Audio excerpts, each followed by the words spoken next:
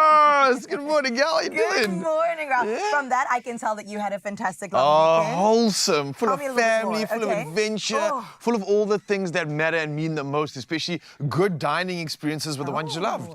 It was perfect. That sounds Absolutely fantastic. perfect. When Yeah. he says good dining experiences, he's talking about pickled fish. Yes. Yes. And a yellowtail had hake. I didn't have snook this time because I'm bougie like that. Okay, We don't we do stepped bones it up. anymore. Yeah, we don't, we've elevated. We've come a long way, people. I love But that. seriously, the heart is so full. I'm Yeah. so ready to share that energy with you, Mzansi. How was yours, by the way? No, it was fantastic. I also got some resting time, some time with the family. I got to see my nephew.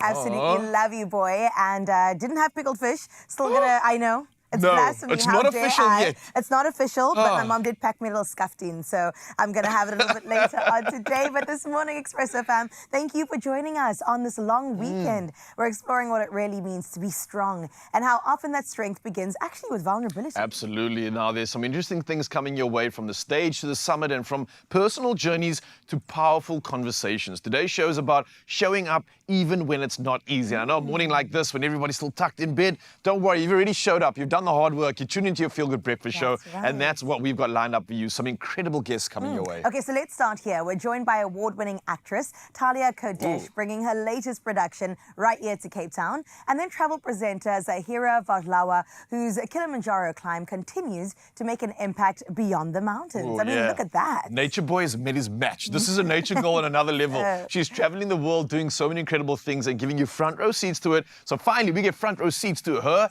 and all the incredible journeys that she's been taking on. Plus, we're going to unpack modern masculinity with Dove's Men Plus Care and mark PMDD Awareness Month with advocate Tamsin Uderman, who's in the building and ready to have an incredible conversation. So, Mzansi, you only have to stay with us because nothing but the good stuff is coming your way. We've got 3 hours of magic, and if you're still lying in bed, that's perfect. You've eased into it nice and gently, and we're going to start off by gently easing you into official duties once again. Obviously, a lot's happened this weekend, and here's your front row seats to the latest with Carissa standing by. Well, thank you so much, Raul. Just 2 minutes after 6 o'clock. That means it's time for your national news headlines. And starting out here with South Africa's Easter travel period that has seen high traffic volumes across Gauteng, Western Cape, KwaZulu-Natal, Limpopo and Mpumalanga, with all major routes experiencing congestion. Authorities report improved safety trends with crashes and fatalities down so far this year, supported by intensified law enforcement, roadblocks and vehicle checks. Now, as many holiday makers return today, traffic is expected to peak, especially into Gauteng, with officials urging caution, rest breaks and adherence to rules. Now, traffic authorities say they will continue their high visibility and will not tolerate lawlessness on the roads. In other good news, tourism authorities in Mpumalanga are thrilled with this year's Easter holiday influx so far, as more travellers flock to the province's scenic attractions compared to last year. Now, Kruger National Park, a major draw, has welcomed thousands of holidaymakers with advanced bookings, gate quotas and safety measures, ensuring a smooth visitor experience. Now, officials say the strong domestic interest reflects growing local travel enthusiasm. With more visitors expected before the school holidays end, Mpumalanga has firmly cemented its reputation as one of South Africa's top getaways. Well, internationally speaking, Senegal's Prime Minister, Ousmane Sonko, has banned all non-essential foreign travel, and that's for government ministers amid rising oil prices linked to the Iran conflict. Speaking at a youth rally, Sonko said the cost of a barrel of oil is nearing double the budgeted amount. Now, he has postponed his own trips to Niger, Spain and France, while the mines minister will unveil further spending measures. Now, the move reflects broader African responses to fuel hike prices, as well as including levy reductions and electricity rationing, with Senegal heavily reliant on imported fuel. In other news, NASA is releasing stunning images of the Moon and Earth taken by astronauts aboard the Artemis 2 mission, captivating millions on social media. Now, the 4 crew members are venturing further than any humans have since 1972 and live streaming their 10-day journey and sharing regular updates. Now, high-definition photos and video show the 2 celestial bodies from unusual perspectives, with astronauts even cleaning the Orion spacecraft window to capture the perfect shot. NASA hopes the imagery inspires public transport and highlights the mission's scientific and exploratory significance. Let's close up on this note with thousands of visitors, holiday makers and devotees that have gathered at Durban's North Beach for the vibrant festival of chariots, turning the Easter weekend into a joyful celebration of faith, culture and, of course, community spirit. The 4-day event, ending today, honouring Lord Krishna, sparkles with saffron hues, lively markets and family-friendly fun. At its heart, it is a powerful act of kindness with Food for Life South Africa already serving an incredible 75,000 free meals, aiming for 100,000 by tonight. Long queues never dampen spirits as volunteers dish out food with warmth and care. Now here, generosity flows freely and every visitor is welcomed, ensuring no one leaves without a full plate and, of course, a full heart. A great way to show a spirit of Ubuntu right here in South Africa. But now, though, let's move on into the world of sports. Here's Raul giving you the latest.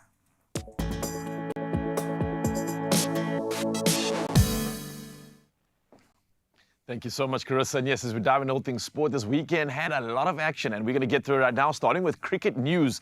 Now, Maddie Green struck a superb unbeaten 141-run innings, while Rosemary Mre claimed a maiden 5-wicket haul, and that was to lead New Zealand women to a 66-run win over the Protea women in Wellington. Now, the victory secured a 2-1 ODI series triumph, with the hosts overcoming an early wobble before bowling South Africa out for 240 runs. Well, moving to football news and lots to talk about, Chelsea reigniting their season with a dominant 7-0 win over Port Vale to reach the FA Cup semi-finals, while Arsenal crashed out after a shock 2-1 defeat to Southampton. Now, Manchester City also advanced emphatically, thrashing Liverpool 4-0 as Erling Haaland starred with a very clinical hat-trick. While moving to rugby news, and South Africa's European hopes ended as the Stormers, the Bulls and the Sharks all exited their respective competitions, with the Stormers falling agonizingly short in a 28-27 loss to Toulon, while the Bulls were edged 25-21 by Glasgow Warriors, and Connacht powered past the Sharks 29-12, sealing a clean sweep of quarterfinal heartbreak for South African teams. Now, I know we definitely are still on the mend and recovering from this one, but while we do, let's dive into all things tennis, where defending champion Jessica Pegula stormed to the WTA Charleston Open title with a commanding 6-2, 6-2 win over Yulia Stardobusteva. Now, the American needed just 82 minutes to seal her 11th career title and second of the year, dominating from the baseline to cap a very flawless final. Well, we'll touch on sport again in the next hour, but for now, though, I know many of you wondering, what should we wear on this beautiful day? Well, weather's up next, and here's the latest.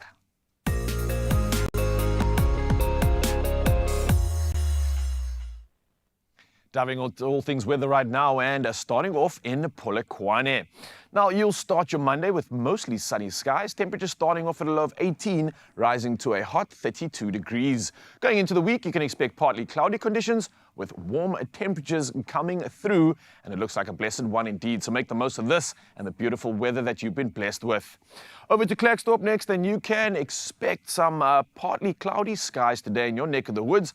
Afternoon showers with temperatures starting at 14 degrees, reaching a high of 27.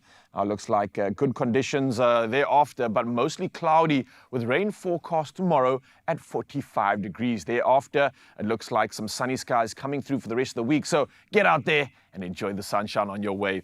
Pretoria, you're waking up to mostly sunny skies, temperatures ranging between a cool 17 and a warm 29 degrees. It looks like winds coming through from the northwest, and for the rest of the week and the coming days, cloudy conditions with rain forecast tomorrow at 60%. Oh, looks like we move to Johannesburg next. Now, you'll begin your day under mostly sunny skies. Looks like temperatures are going to be beginning at a low of 14 degrees, reaching a high of 24. Now, tomorrow you are in for a bit of a rainy day. You've got 60% chance of rain coming through, with highs sitting around 20 degrees. And it looks like after Tuesday, the rest of the week brings on some sunshine and much to celebrate at that. Over to Mbombela next. Mostly sunny skies is what you can expect. Rain chance at 50%. Temperatures are going to be rising from a cool 17 degrees all the way up to a nice hot 31 degrees. Over the coming days, mostly cloudy skies, rain averaging around 38 degrees. And looks like a brief moment of sunshine in the middle of the week, and then the rain comes back on the weekend. Moving to Bloemfontein, and you can expect mostly cloudy skies too. It seems like the theme for South Africa. Afternoon showers at 50%, temperatures climbing from a low of 12 and over to a moderate 22 degrees. Looking ahead, it looks like cloudy conditions continue with moderate temperatures in the mid-20s. Moving to Richards Bay on the coast, and let's see what's happening. It seems very similar conditions, 50% chance of rain, mostly sunny skies, and your temperatures today ranging from a warm 19 to a pleasant 26 degrees. If you're looking at the rest of the week, it looks like cloudy skies continue, rain chance at 55% tomorrow, but then it does look like the sun peeks through at the end of the week. Over in Durban and sticking to the coast, the cloud patches linger on as the day begins. Now, you've got strong winds coming from the southwest. Temperatures are starting off at a warm 19 and climbing to a warmer 24. Looking into the rest of the week, it looks like partly cloudy skies. Temperatures in the upper 20s. No rain, at least up until the weekend, though, so make the most of the conditions. Mtata's up next, and it looks like afternoon thunderstorms are continuing. Rain chance at 25% and temperatures climbing from a chilly 11 to a high of 18 degrees. In the coming days, it looks like wet conditions, rain averaging around 48%. Maybe Tuesday, Wednesday, you might get some sunshine, but then the rain is back for the rest of the week. Cradock looks like it's got some partly cloudy conditions today. Afternoon showers are taking place and temperatures moving from a very crisp 8 degrees to a slightly warm 22. Now you're definitely in for a wet week ahead with temperatures in the high 20s. Out in GQ Gqeberha, it looks like there's partly cloudy conditions continuing. The wind is a little bit stronger here, gusts traveling at 32 kilometers per hour from the west. And definitely want to hold on to your hats and your raincoats. But temperatures are climbing from a low 13 to a mild 22 degrees today. And it looks like mostly sunny skies are going to be dominating the rest of the week. It looks like it's clear with a little bit of rain coming through on Thursday. George sees cloudy skies continue. Rainfall also chanced at 50% today, and your temperatures will rise from a brisk 9 degrees and warming up to around 19 for your maximum today. If we look at the rest of the week, it looks like sunny breaks with temperatures between 12 and 30, so try and capitalize on it while you can. The Mother City, Cape Teasy, starting off Monday under partly cloudy skies, winds coming through at 31 kilometers per hour from the south. And looks like temperatures are going to be ranging from a low of 14 to a high of 21 degrees. And the rest of the week, similar conditions, continuing with highs in the low to mid-20s. Sutherland, it looks like bright and sunny skies, definitely a polarity to the rest of the country. A gentle breeze coming through, temperatures starting off at a nippy 4 degrees over to a cool 19. But if we look at the rest of the week, it looks like partly cloudy skies. There's definitely some rain coming through as well, chanced at 35% on Wednesday. And then cloudy conditions and sunshine continues for the rest. Out in Kimberley, mostly cloudy skies today. Afternoon showers are forecast at 25%. Temperatures range between a chilly 13 to a warm 24 degrees. It looks like the coming days you can expect wet and cloudy conditions and temperatures in the mid to higher 20s. In Up East today, afternoon showers continue. You'd think that the heat would come through, but it looks like South Africa's wet today, and you can expect this across your region in Uppington. Now, the temperature starting off at a low of 14 degrees, climbing to a nice warm 28. But if we look into the rest of the week and expect mostly cloudy skies, temperatures peaking at 32 degrees tomorrow. So yeah, it's hot, a little mixture of some wet conditions, but here's the rest of the temperatures and patterns you can see across the country. For now though, it's time to celebrate because yes, we're diving into Mitchell's Plain for our sunrise view of the hour. Monday doesn't look this good because Ishmael sent in something spectacular. 21 degrees of weather, and look at Mitchell's Plain coming through with doesn't even look like hustle and bustle. It looks like Monday on a public holiday for sure. There's not much traffic out there on the streets, and that's what we absolutely love. So maybe it's an easy start to your morning, and let's keep it easy, let's keep it cool, and let's keep it collected and inspired with these sunrise views. So come through in the next hour. The number's 063, the number's 063 036 9649. Don't forget to share the hashtag Expresso Show, and just let's see how beautiful a sunrise can be wherever you are in the country, because why? It just puts a massive smile on our dial. For now, though, let's see you smiling across the studio. Looks like Carissa's got a big one.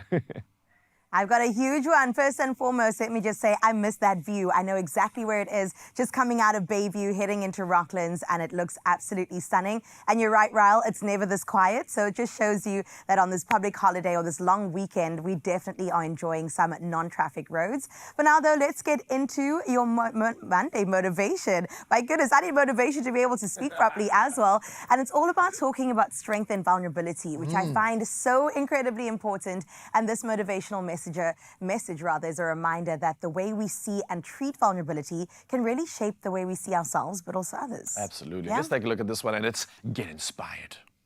How many of you, honestly, when you're thinking about doing something vulnerable or saying something vulnerable, think, God, vulnerability is weakness, this is weakness? How many of you think of vulnerability and weakness synonymously? The majority of people. And that myth is profoundly dangerous. I define vulnerability as emotional risk, exposure, uncertainty. It fuels our daily lives. And I've come to the belief, this is my 12th year doing this research, that vulnerability is our most accurate measurement of courage. To be vulnerable, to let ourselves be seen, to be honest. If we're going to find our way back to each other, vulnerability is going to be that path. Oh, she's powerful every time. Yeah. Brene Brown. You can't say Brene Brown without thinking about vulnerability and the encouragement of that as well. Absolutely. And I love what she said. It is the measure of courage. Yeah, I think for me, vulnerability is almost like this new superpower. It's a necessity in order to be that catalyst that unlocks the real true magic within you. And I think that's what we're talking about this morning and having this conversation with you. We've got a lot of comments to share, and I love this conversation. So Mzansi, thanks for coming through. And Yuki has something to say. She says, so true. It takes courage and strength to be vulnerable. It really, truly does. Easier said than done, and something we can all try practice more of. We also have Miss Ashley coming through saying everything about this is true, but vulnerability can definitely be tough if your manager does view it as a weakness and has weaponized it against you in the past. Oh, Whoa. Ashley, And that's something that happens quite often. And that, I think, is the fight against our vulnerability. Is the fact that we need to be proud in it and we need to take ownership of it. 10 not let toes down. comments like that ush us away from our real truth. I think this is what it's about. Mzansi, let's keep these comments going right now. It looks like the Cobbled partners have something to say. Embracing vulnerability opens the door to authentic growth. Courage is the key. Oh, can't think of a better space to grow than that, yeah? Unlock the goodness. All right, let's see what Sabina says. Vulnerability is the path back to each other. So good. It's the path back to wholeness. It seems like this message really landed with so many people. That's why, Mzansi, we've also asked you, what is something that people often misunderstand about you? So let us know via our WhatsApp line on 0630369649 or drop us a comment there on Facebook or Instagram. We would absolutely love to hear from you. Yeah, a conversation that we absolutely need and a conversation that we get to celebrate right now. And speaking of celebrations, we've also got some Basketball African League to celebrate after the break, something that I know a lot of our fans and Fiestas are going to truly be celebrating this moment, and of course good conversations too, right? Good conversations and good food. We're going to get into the kitchen with Jay to make a panzanella. He told me it's kind of like What a is salad that? with some garlic croutons. I don't know, but sign me up. After all the feasting this weekend, we probably need one of these. So we'll plug you into that recipe straight after this. Yum.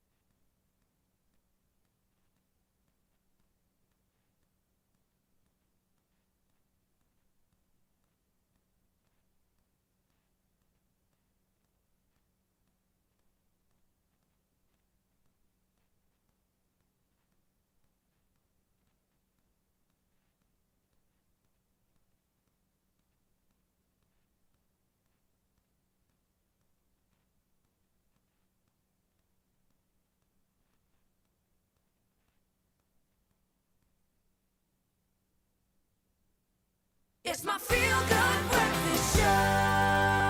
So good to be with you, Mzansi. Thank you so much for joining us right here on your Feel Good Breakfast show. We still got so much to do. However, you know we always love to celebrate great things. And at the moment, the African continent is being taken by storm by basketball. And it's so amazing to see the growth of it. And this is why this morning we're joined by Jan Mahami, former NBA champion and ambassador for the Basketball Africa League. He's someone who continues to play a key role in growing the game and inspiring the next generation across Africa. An absolute king. Everyone, let's give him a feel-good welcome, please.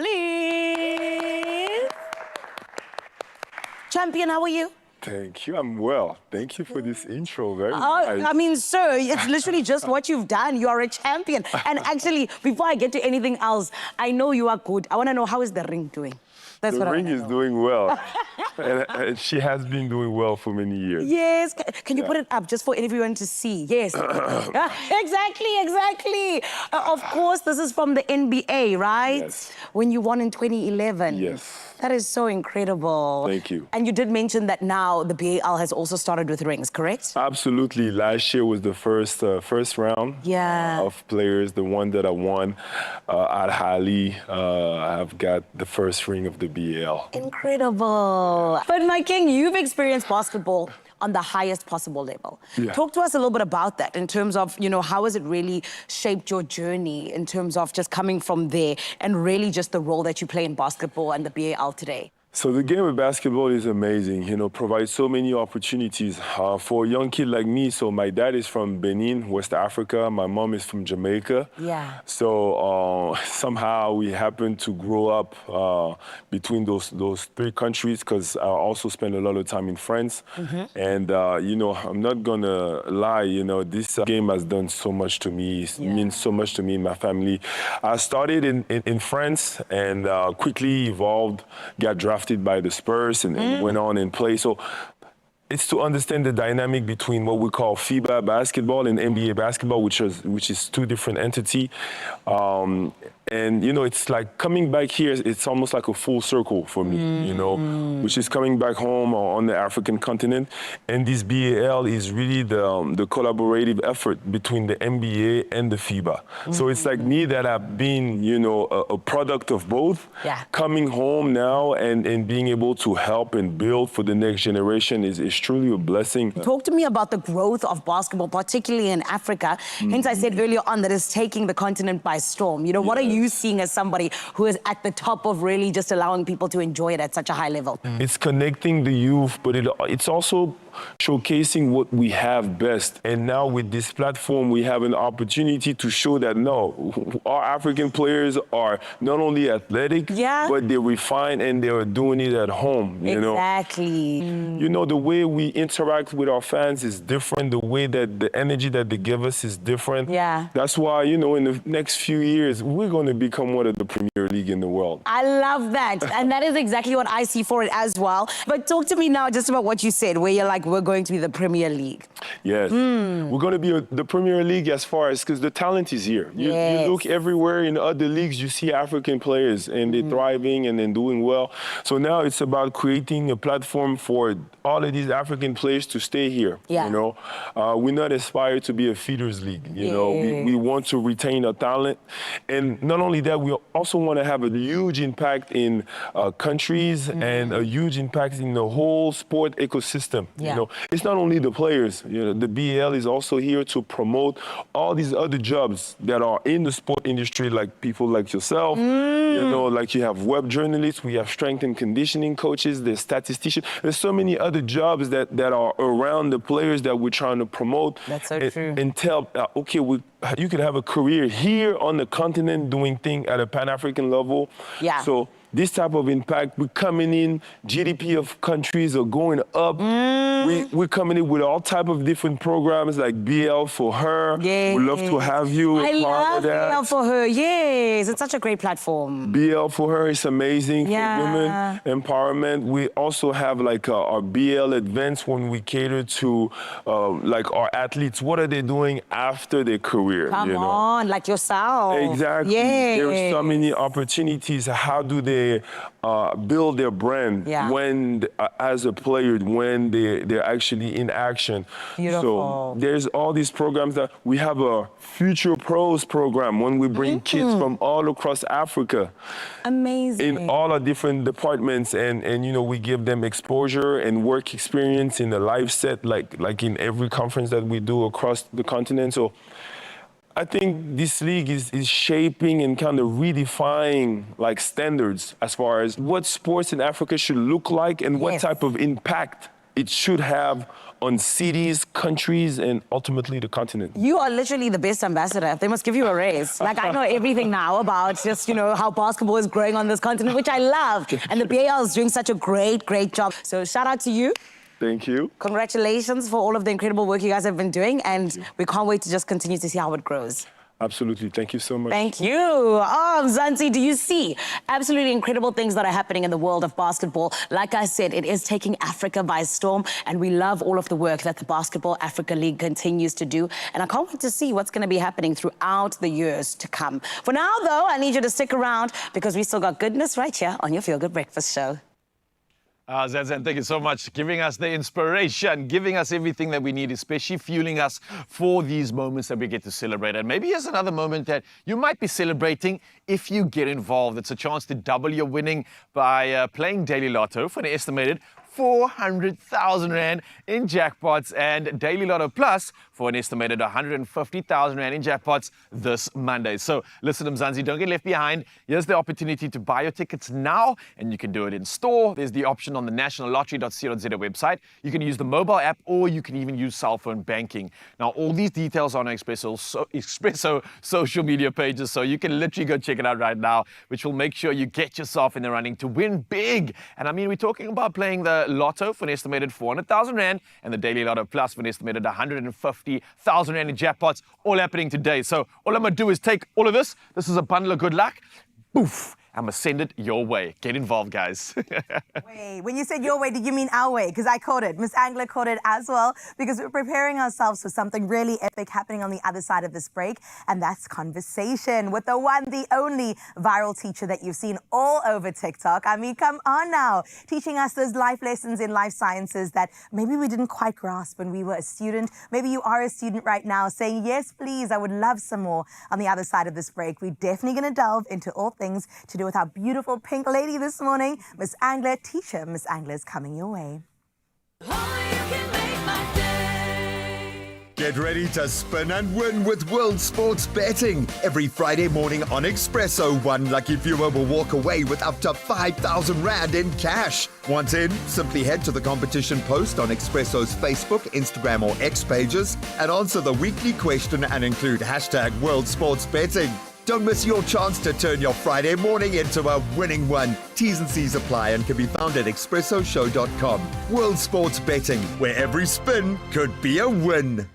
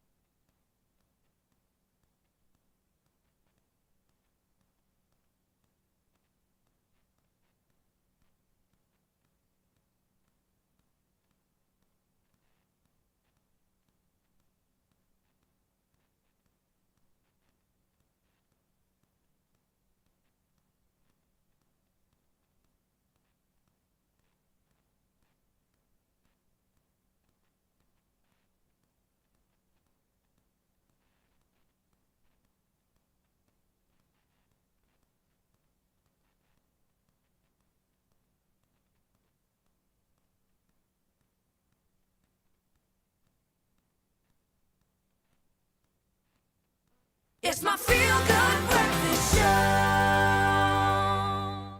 Well, welcome back, Mzansi. Thank you for joining us on this long weekend. I want to get into a really great conversation from the classroom to millions of screens across our country and beyond. Our next guest is changing the way that we learn online. I say we because adults are included. Better known as Miss Angler to her students, she is a South African biology teacher turned TikTok sensation with over 1.2 million followers and millions of likes on her content. And it only makes sense if you consider what you're seeing on your screen right now. Now, she's built a loyal following by breaking down complex life lessons topics into fun, bite-sized videos, blending education with humor and lots of trends and real-life exam value that you can apply to your tests at the end of the day. So before we get to know her, let's take a look at one of her viral videos. I'm going to cut your study time in half with this little hack. Summarizing all of these pages would take forever. Rather just make the flashcards. All you need to do is read through your work and highlight any important information and turn that information into questions. Let me show you how.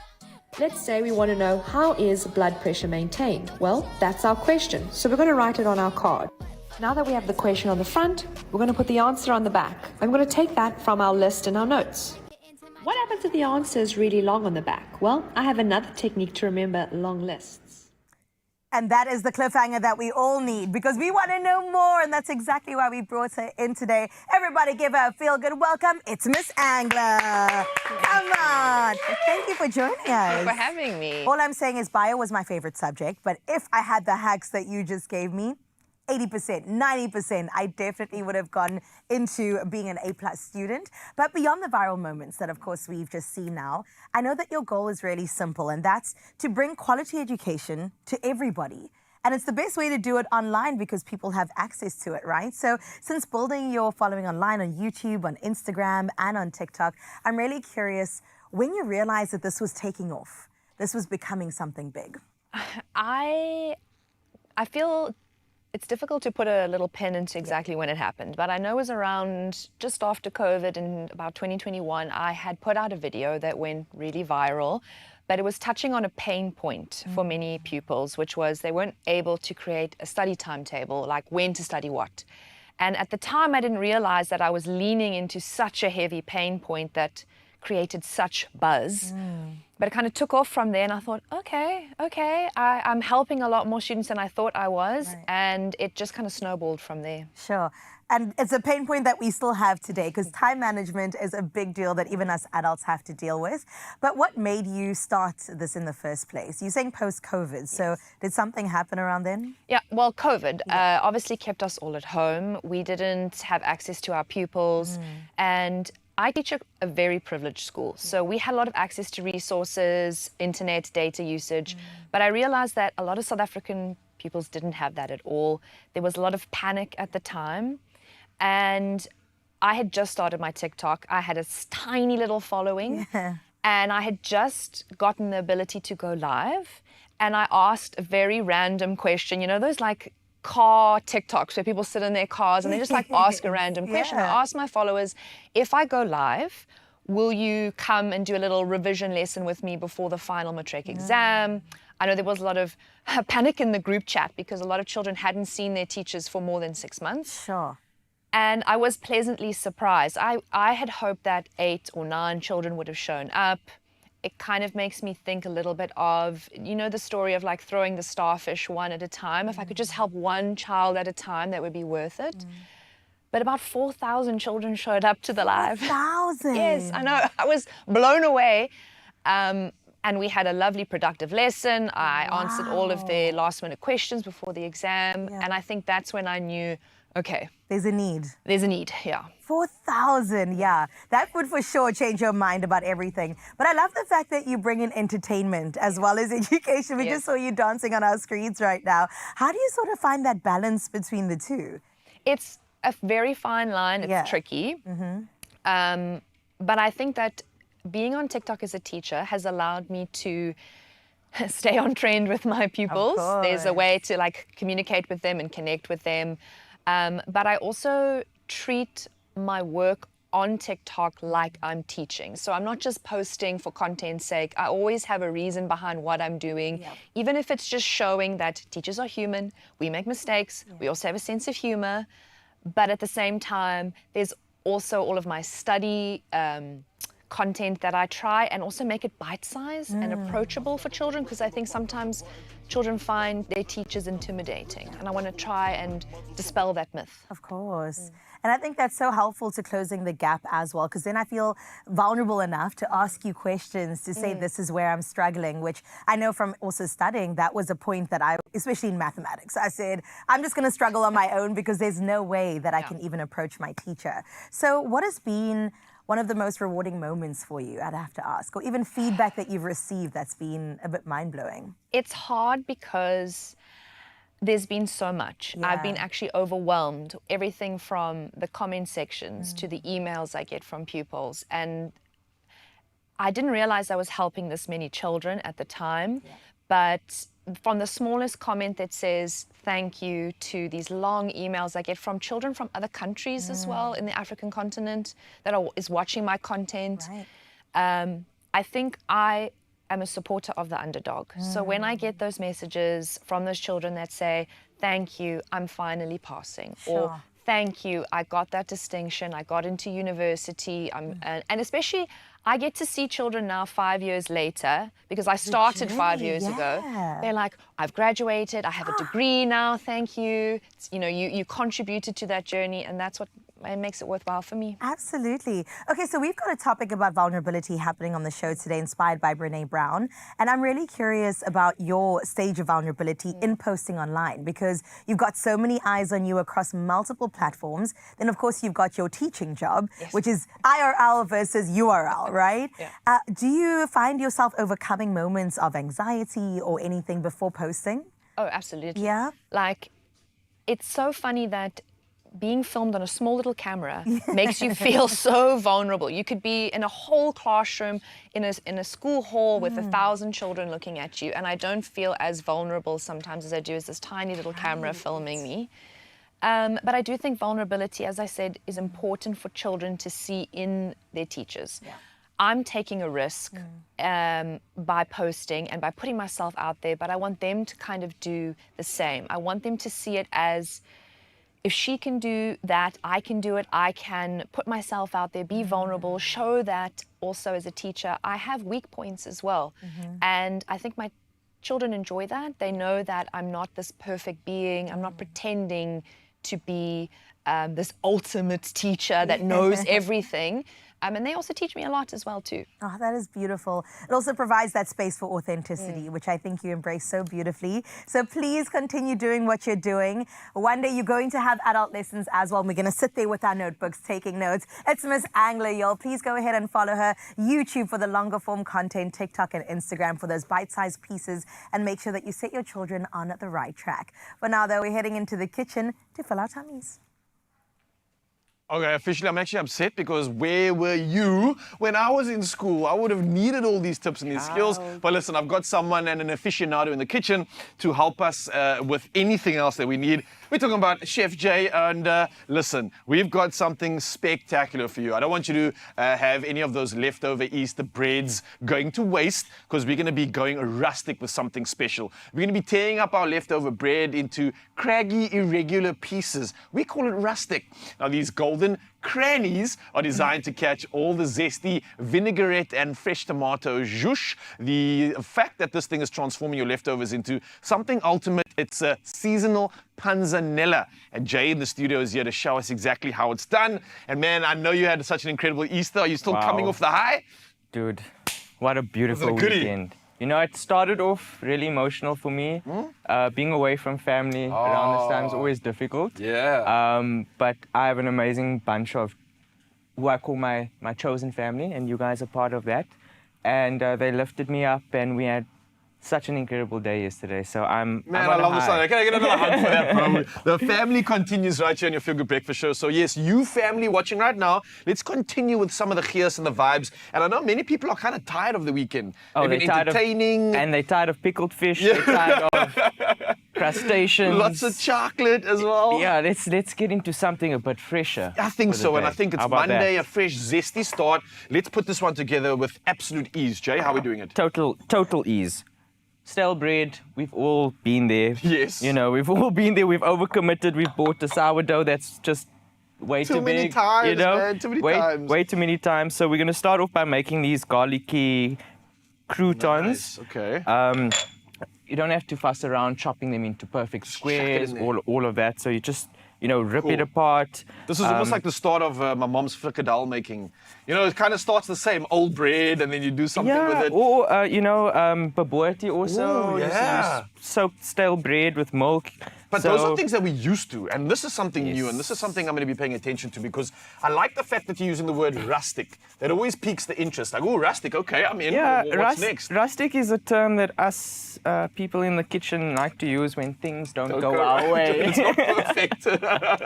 You can't get a circle, a square, you don't know what shape it is, call it rustic. Call it rustic, but we love it. We love it. So, bit of olive oil, garlic, quickly into the oven. Yeah? So we're going to toast that off there. Yum, Then okay. we're going to move on to the fresh side. So you'll Yeah. see that the tomatoes over here, these cherry tomatoes, delicious and glossy and golden, and that's because we've salted it ahead of time. Oh, okay, So that nice. draws out all the liquid, and that starts building up on your dressing. Nice, So it's okay. almost like a self-dressing sauce tomato situation. Cool. Into this, we're going to do some red onion, which I absolutely love. And keeping everything fresh. We're Everything not, fresh. Like, sauteing anything. No, or no, no, grilling no. it. I like that because Some it also gives you a cucumber. nice texture sensation. You talk about zesty. Often I associate zesty with crunchy, with vibrance, with color. Lots of colors here. You've got the crunch and the texture coming through from the cucumber, coming through from our tomatoes, coming through from the onion as well. So it's a nice experience to eat like this because it really does like wake up the senses. 100%. And we're going on with some more olive oil and some red wine vinegar, which I Nice. absolutely love. And that's, people shy away from using things like raw onions in Yes, salad. yes. I absolutely love I think it. it's going to be too overpowering maybe. Or... Sometimes it can be, but that's why we're sort of dressing it and adding a bit of mustard as well. Ooh, interesting. And I think balancing with all the other veg in here is going to actually add a nice zinginess. And that's the thing is I think with a salad, it's like, it is a flavor sensation. It's a sensory thing. And what I love about salads like this is that everything is sort of different sizes, different shapes. And it doesn't matter, it's meant to be. Mindful eating is such an important thing where you're actually consciously appreciating the things that you are chewing. Sometimes we just eat a meal and we don't actually, take a moment to actually appreciate it. Absolutely. Be more present in the experience. Exactly. And being grateful for what it took to actually get this from source to your plate, which is something we often aren't doing. And I think you're hitting the nail on the head, especially at a time like this, as we are ending this sort of Easter weekend period. It's a period where we are celebrating our loved ones, 100%. celebrating time spent with each other, creating beautiful memories. So I think any sentiment that reminds us to do that, be present around our meals, I think it's creating a memory. So again, with the salad, don't underplay it because the salad is kind of like the glue of the meal. It brings it all together. 100%. It's possibly sometimes a standalone, but it really does break that sort of intensity from whatever the main dish is. The salad is on the side. It's there to balance everything and bring it all together. 100%. And making it easier is always the go-to. Yeah. Don't overcomplicate it in terms of prep. Just putting a few things together like do it. this and show off without Just do any it. fuss. Well, that's pretty much it, right? I mean, bringing on those nice warm croutons that we made earlier. That was with the salt and the garlic butter and stuff Smell that we that. kind of... Oh, yes. Hey? Yes. Garlic in Smells the like, morning. Yes, please. It smells Moorish. It smells like the perfect balance again to the zestiness in the salad. And you, Mzansi, can get this right now. Scan that QR code on your screens.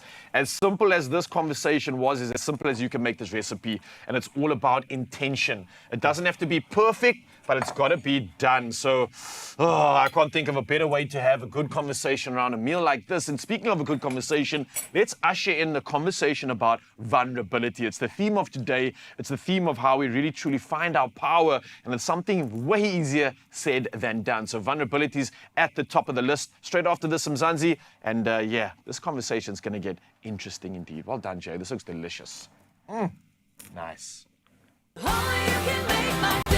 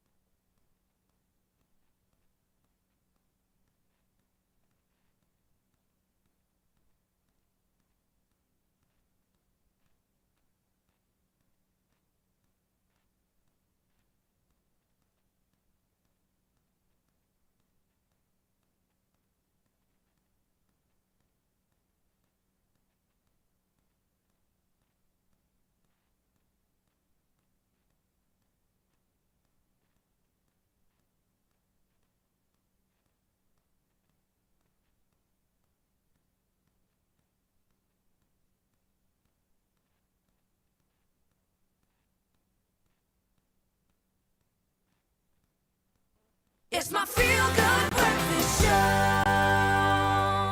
It's true. It's your Feel Good Breakfast Show, and welcome back. Thank you for joining us. Right now, we shine the brightest spotlight on a beautiful actress, Talia Kodesh, the Naledi Theatre award-winning actress and co-creator of the acclaimed musical called Actress. Now, she's joining us today as she brings her latest production to Cape Town for its Western Cape premiere at the Drama Factory that happens this April. Now, before we get to know her, and we'll get to know her, let's take a sneak peek at the production. I can start to flirt with the idea of coming home because I'm here. I believed you, New York. Once exquisite, now complicit in all this. I'll stretch out, shed my skin. When it's gone, then I'll begin. There's new direction now. It's from a place I can't ignore. Saying, let's give her a feel good welcome, everybody. Come on.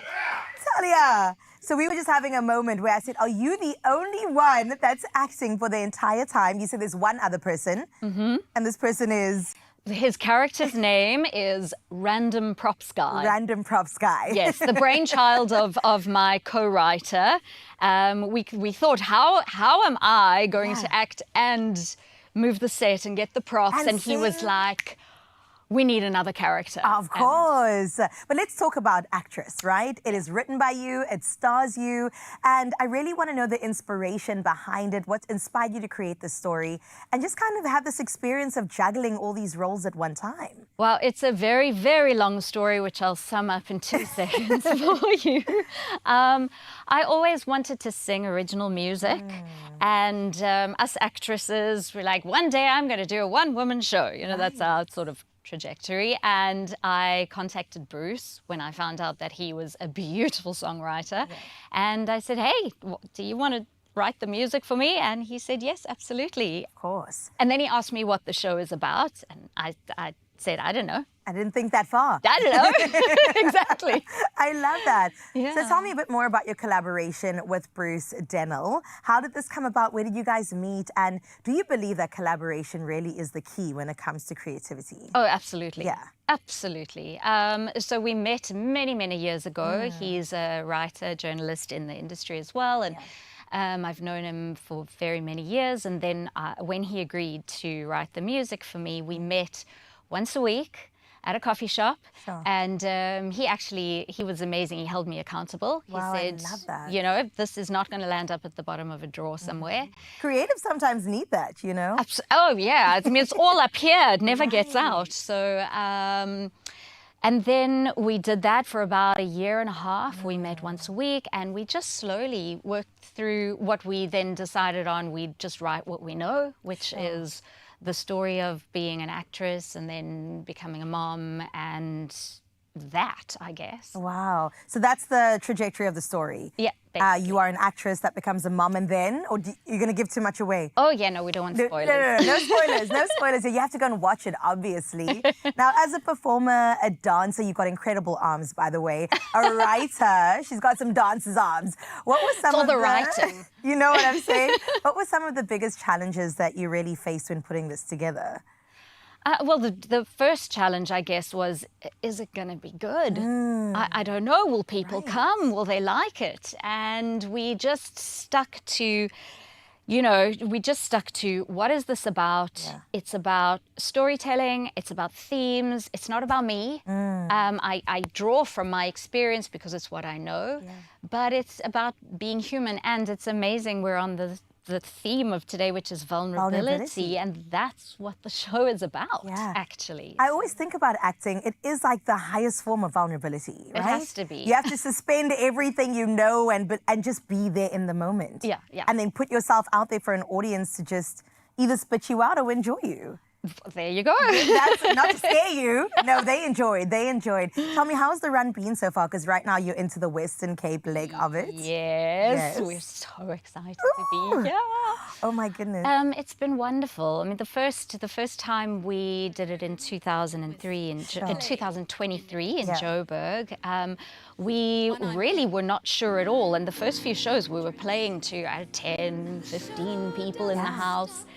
And then word of mouth just spread, and we realized people were really relating to it and they could see themselves in it. And we were then, by the end of the run, performing to full houses. Come on. Amazing. Which is exactly what's going to happen in the Western Cape as of. There's one thing about us, we love, love, love the theatre. So who exactly should come to this performance and have their bums on seats?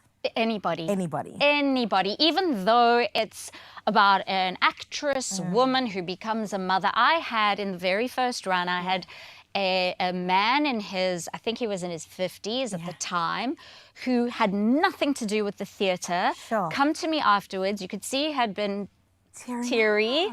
And he said he could just identify with it so much. Oh my gosh. There we are. That gave me goosebumps because you're right. It's the vulnerability that creates connection. And thank you for putting yourself out there in this sense. You and Bruce, congratulations to both of you. And listen, Zanzi, we're going to have a sneak peek a little bit later on in the show. We cannot wait. Tanya's not going anywhere. And we'll jump into the actress in just a little bit.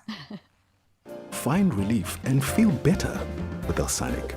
Just 5 mils or 1 tablet goes a long way, and Alsanic is available without a prescription. Well, if you've been experiencing things like heartburn, nausea, or that burning feeling in your stomach, it could be a sign of a peptic ulcer. Now, Alsanic works by forming a protective coating over your stomach lining, helping protect it from further irritation for up to 6 hours. Now, you can choose the option that suits you best, whether it's the suspension, tablets, or effervescent tablets. Now, also keep an eye out for Alsanic's refreshed packaging coming to pharmacy shelves soon. And while you're at it, visit the Alsanic Facebook page where you could win one of 5 2,500 Rand cash send vouchers. Enter now and you might be one of the lucky winners. Good luck. Find relief and feel better with Alsanic. Just 5 mils or 1 tablet goes a long way, and Alsanic is available without a prescription. Well, we can't wait to get into the rest of the show right here on Expresso. We still need to get into conversation where men choose vulnerability. And by those men, I'm talking about Graham and Ryle that step into the space of understanding exactly what that means. Not only that, PMDD, it's the awareness that we've got to shine on that too. And Tamsin Uderman is here to talk exactly about what it means, what it is, and how we can manage it at the end of the day. We'll get into it straight after this.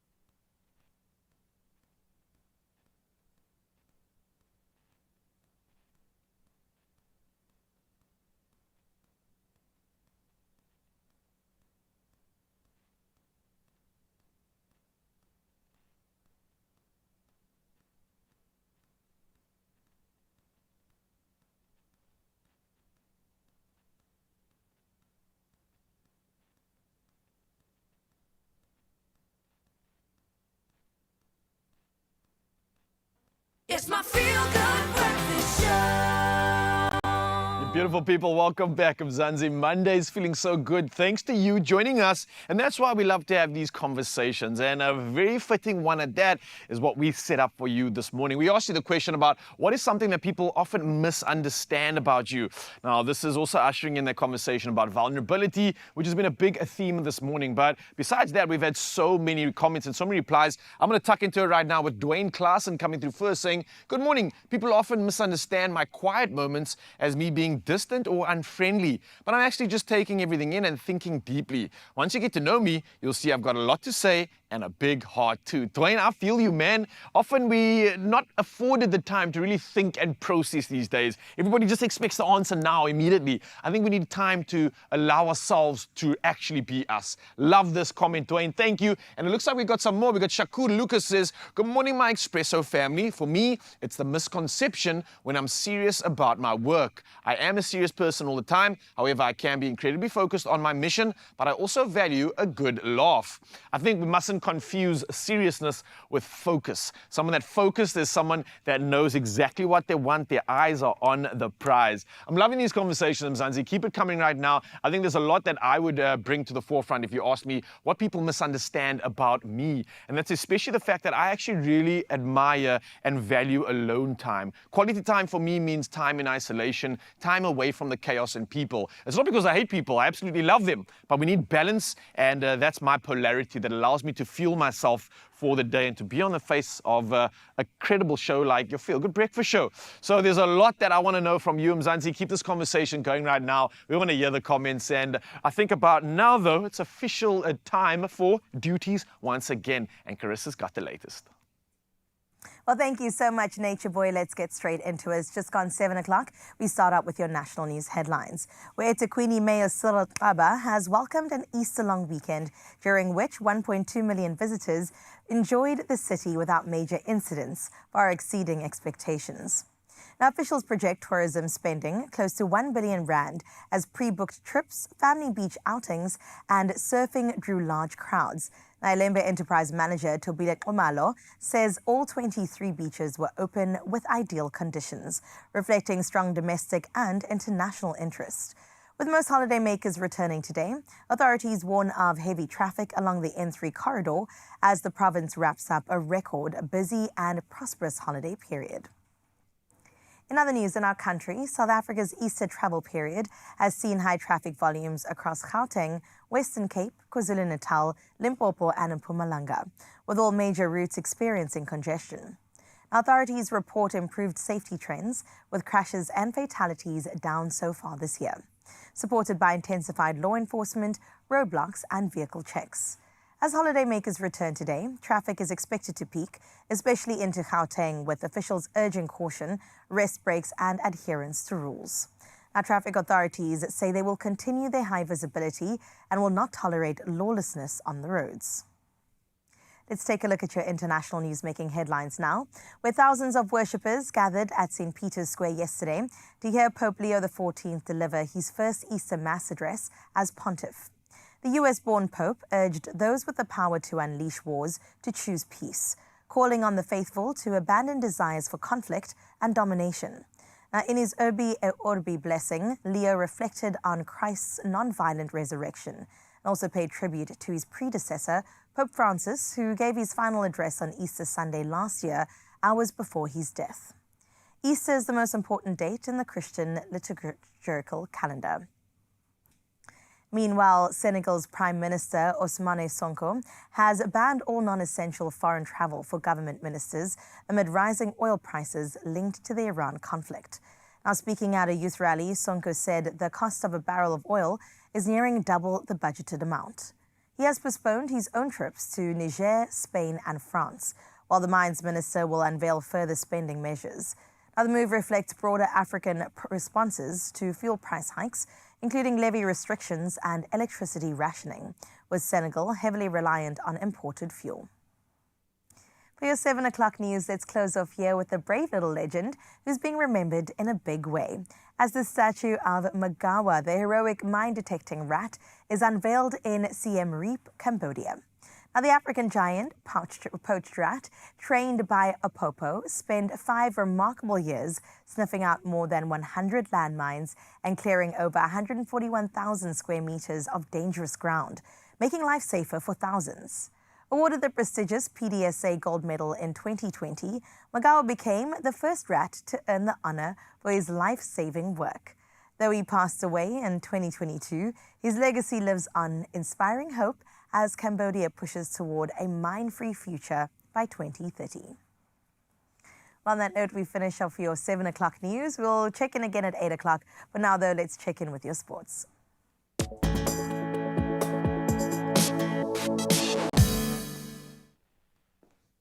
Thank you so much, Carissa. Looks like the Protea ladies definitely needed a rat like that in their team because Maddie Green struck a superb unbeaten 141 runs, while Rosemary Mayer claimed a maiden 5-wicket haul to lead New Zealand women to a 66-run win over the Protea women in Wellington. Now, the victory secured a 2-1 ODI series triumph, with the hosts overcoming an early wobble before bowling South Africa out for 240 runs. Well, moving to football next, and lost to talk about. Chelsea firstly reignited their season with a dominant 7-0 win over Port Vale, and that's to reach the FA Cup semi-finals. All while Arsenal crashed out after a shock 2-1 defeat to Southampton. Now, Manchester City also advanced emphatically, thrashing Liverpool 4-0 as Erling Haaland starred with a clinical hat-trick in the game. Well, moving to rugby news, and very disappointing stuff for South African teams because South Africa's European hopes ended as the Stormers, the Bulls and the Sharks all exited their respective competitions, with the Stormers falling agonizingly short in a 28-27 loss to Toulon, while the Bulls were edged 25-21 by Glasgow Warriors. And Connacht powered past Sharks 29-12, sealing a clean sweep of quarterfinal heartbreak for the SA teams. Well, lastly in sport, we move to tennis action, and defending champion Jessica Pegula stormed to the WTA Charleston Open title with a commanding 6-2, 6-2 win over Yulia Starodubutstva. Now, the American needed just 82 minutes to seal her 11th career title and 2nd of the year, dominating from the baseline to cap a very flawless final. Well, traffic is up next, and of course, Carissa's got the latest to get you out on the roads safely.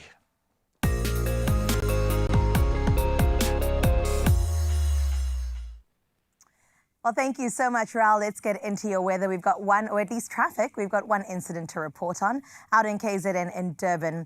There is a scheduled closure on the N3 northbound. Now, the Market Road interchange will be closed on the 11th and 12th of April from 9 a.m. up until 5 a.m.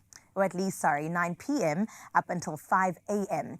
Now, this is to facilitate beam installations.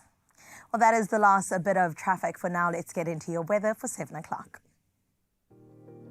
Getting started out in Polokwane on this Monday, it's mostly sunny skies on your part. Temperatures start at a low of 18, rising to a hot 32 degrees today. Now, going into the rest of the week, let's see what you can expect. It is partly cloudy conditions with warm temperatures remaining all the way through. Well, that's it for Polokwane. Let's see what's going down in Klerksdorp. Well, you can expect partly cloudy skies with afternoon showers. Taking a look at your temperatures, it starts at 14 and reaches a high of 27.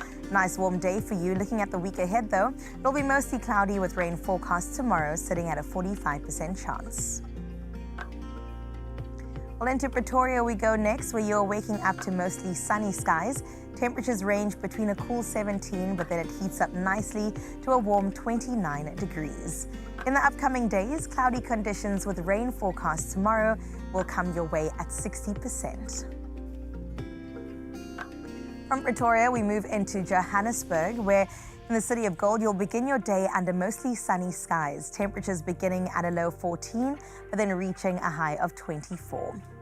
If we take a look at the week ahead, tomorrow you're in for a rainy day at 60% chance of rain, with your highs sitting at around 20 degrees. That brings us to Mbombela, where it's mostly sunny skies is what you can expect. Now, there is a chance of rain sitting at 50% today, so do be warned. Temperatures will be from 17 to 31 degrees. That's your range. Now, over the coming days, expect mostly cloudy skies, with rain averaging around 38%. Well, into the beautiful Bloemfontein we go, where today you can expect mostly cloudy skies with afternoon showers at 50%. Looking at your temperatures, it climbs from a crisp 12 degrees to 22 as your high. And looking at the week ahead, cloudy conditions will continue with temperatures in the mid-20s. That brings us to the coastline out in Richards Bay, where there is a 50% chance of rain today under mostly sunny skies. Temperatures range from a warm 19 to a nice pleasant 26 degrees. And looking ahead, expect cloudy skies with rain chance at 55% tomorrow.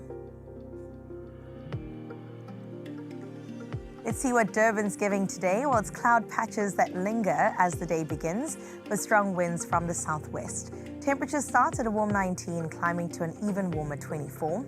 And looking into the week, expect partly cloudy skies with temperatures remaining in the upper 20s. We head into Mthatha next, where today you're in for some afternoon thunderstorms. Now your rain is sitting at a 25% chance. Having a look at your temperatures, we climb from a chilly 11 to a high of 18 today. And in the coming days, expect wet conditions with rain averaging around 48%. And then we move into Cradock next, where you can expect partly cloudy conditions with afternoon showers. Now temperatures, they will move from a crisp 8 degrees and then head into a warmer 22. You are in for a wet week out in Cradock, so do make sure you pay attention. Temperatures do, however, remain in the upper 20s. And then in Ebeja, you're in for partly cloudy conditions with gusts traveling up to 32 kilometers per hour from the west. Temperatures will range between 13 and 22 as your high. And it's mostly sunny skies that will dominate your week, clear of rain until we hit Thursday, where it takes a turn. And then in the gorgeous George, you can expect cloudy skies with rainfall chance at 50% today. Temperatures will rise from a brisk 9 and then get into 19 degrees as your high. And moving into the week, expect sunny breaks with temperatures between 12 and then 30 degrees. We get into the mother city next. We're out in Cape Town. You'll start your Monday under partly cloudy skies. There will be gusts traveling 31 kilometers per hour coming from the south. Your temperatures will range from a low of 14 and then make its way up to a high of 21. But looking ahead, similar conditions continue with highs in the low to mid-20s. Into Sutherland we go. You can expect bright and sunny skies with a gentle breeze. Our temperatures will climb from a nippy 4 degrees to a cool 19. Looking ahead, expect partly cloudy skies with rain chance at 35% come midweek. And then the beautiful Kimberley, you're in for mostly cloudy skies with afternoon showers forecast at 25%. Temperatures, they will range between a chilly 13, but it will warm up to a nice warm 24 degrees. And the coming days expect wet, cloudy conditions with temperatures in the mid to higher 20s. And our final stop is Uppington with afternoon showers that can be expected across your region. Temperatures start at a low of 14, climbing to a warm 28. And then as we go into the week, expect mostly cloudy skies with temperatures peaking at just 32 degrees tomorrow, which is definitely some cooler weather out in Uppington. Your comprehensive weather report gets wrapped up with a cherry on the top, which is your sunrise view of this hour. And Willie, thank you so much for representing Mploti Beach so incredibly well. Out in KZN, this is what we're witnessing. Literally a piece of heaven just coming through. That is nirvana like I've never seen it before. And Willie, 21 degrees is what you can enjoy on this beautiful family day. And we really hope that you will be spending it with your loved ones, just surrounded by the beauty of nature and, of course, the beauty of family.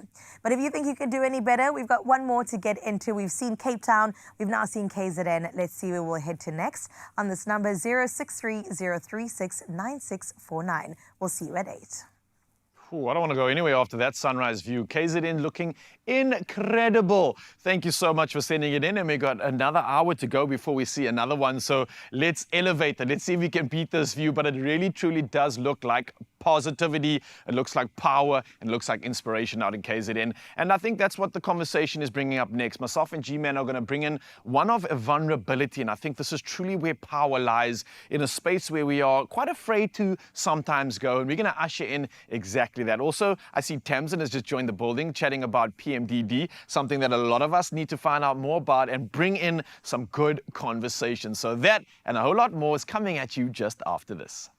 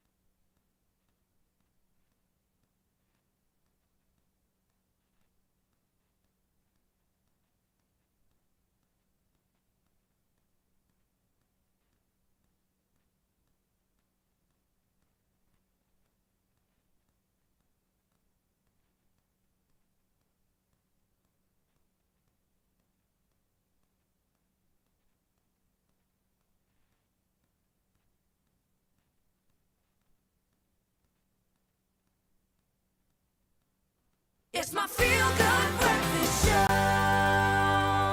Yes, you beautiful people, welcome back to your Feel Good Breakfast Show. You're waking up on a Monday and I know you're feeling good because you tuned in to us right now. And that's why we're going to have something important to talk about with you. Absolutely. It's all about real strength, and it isn't about having it all figured out. I don't know if that's a news flash for somebody this morning. It's about showing up for yourself and also for others at the end of the day. And we've been inspired by Dove Men, Plus Care's focus on mental health and also redefining masculinity, right? Yeah, this was such an incredible moment because myself and G got to sit down for an honest conversation about pressure, about growth, and what it really takes to be strong. Sure. Let's take a look. Life is full of expectations at school, at work, with friends, even within yourself. So often the pressure to have it all figured out lives quietly beneath the surface. Inspired by the Dove Men Plus Care's focus on mental health and redefining masculinity initiative, we're taking a closer look at the men and boys in our lives and the unspoken moments that shape their strength, their growth, and who they're becoming. Oh, this is cozy. Hey, bro. Yeah, Hey, you man. good? Good, and you? All right, brother. Sure. Are we making a film here? Looks like this seems Hey? like raw, bro. Have you ever been allowed to? Never. Can I please share this with you? Okay, I'll hold it. You do the clap. Okay, 3, 2, 1. Let's make a movie.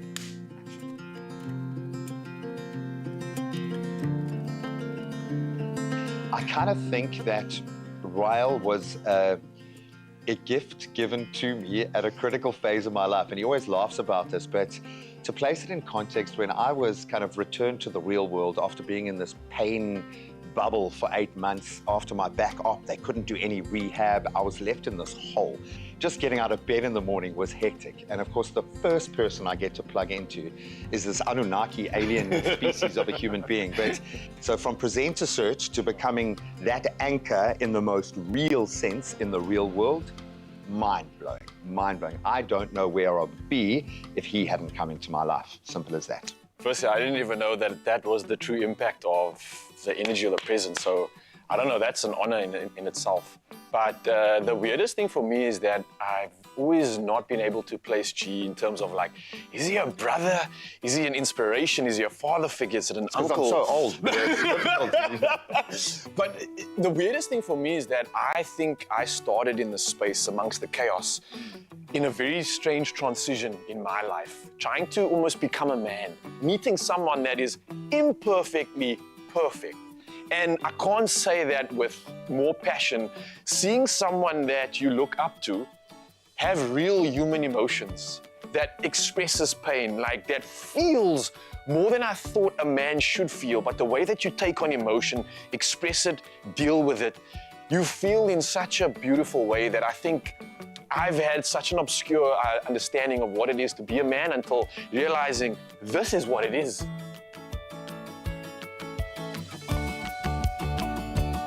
There's this powerful moment that I get, and I don't know if I've ever expressed this to you, but ever things are rough and tough and we're going through these tough moments, a man or someone that you respect, just being there, shaking your hand or giving you that hug, you know that there's so much needed to be said in that moment. There's so much that you'd want to kind of just express in words, and it would take hours and hours, but a moment of connection, that physical hug and sharing that energy, you feel something good, you feel something reassuring, and there's a real, true human connection, which in this day and age is lacking so much, man. There's this dynamic that keeps happening where we are supposed to ask for help or being told to ask for help.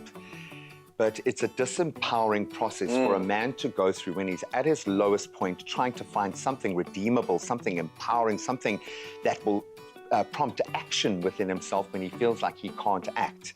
So I will say this as advice to anyone who has got a partner that is going through something that they can't quite understand. You going to him and saying, listen, ask me for help if you need help, is just transferring that problem. It is not helping him. If there is a way you can fundamentally help them through your understanding of the situation, lessen the load, maybe give them the inspiration when they need it, maybe just take a step back when they need it, that is how you help a man going through something to get him to a point where he will ask for the help that he actually needs. Seeing Graham in action is like seeing a man wear his heart on his chest, absolutely proudly.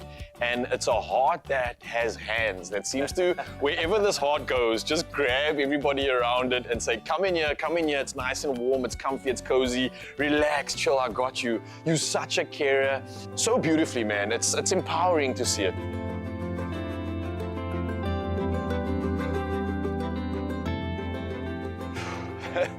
The way I feel right now, I don't know, I feel valued, I feel important. I feel like I have more worth than what I realized before I had this conversation. And it's making me realize that these conversations are so important, just to bring up what should matter and what really does resonate. So thank you for sharing your honesty with me, because I don't think we get it enough. And I think we need that. I personally have realized how much more I need this. So, yeah, bro, that is power like no other. I really appreciate that. And you are loved here, dude. You really are loved and appreciated here for everything that you do. I feel you that. Really are. You really, really are. Love you, dude. Thank you for sharing that, man. I really appreciate that. I needed that, huh? Shot, bro. Nice. Thank you. Now, I'm going to explain this to my wife. Oh, babe, you don't understand. That was emotional. Yeah, man, it was so powerful at the same time. Being vulnerable with another man, being honest with a friend or someone that you care about, and having an honest conversation It's scary, but so empowering at the same time. And advice to all men out there, find someone that you trust, that you can just offload a little bit and be honest with, because I think that's what men are missing right now. A safe space to just deal with emotion and a safe space to just let it all out. And I'm telling you, oh, that is a power move right there. Yeah. I even feel empowered after listening to you guys. That was beautiful to witness. And it actually reminds me that conversations like these truly matter and reminds us that, you know, when it comes to real care, it starts with how we show up for ourselves, but also most importantly, how we show up for each other, right? Couldn't have said it more, man. And I think something Dove continues to champion in a way that feels honest and real. These are conversations that I'm hoping can echo and carry on amongst all men out there. South Africa, the rest of the world, now's our time. Let's go.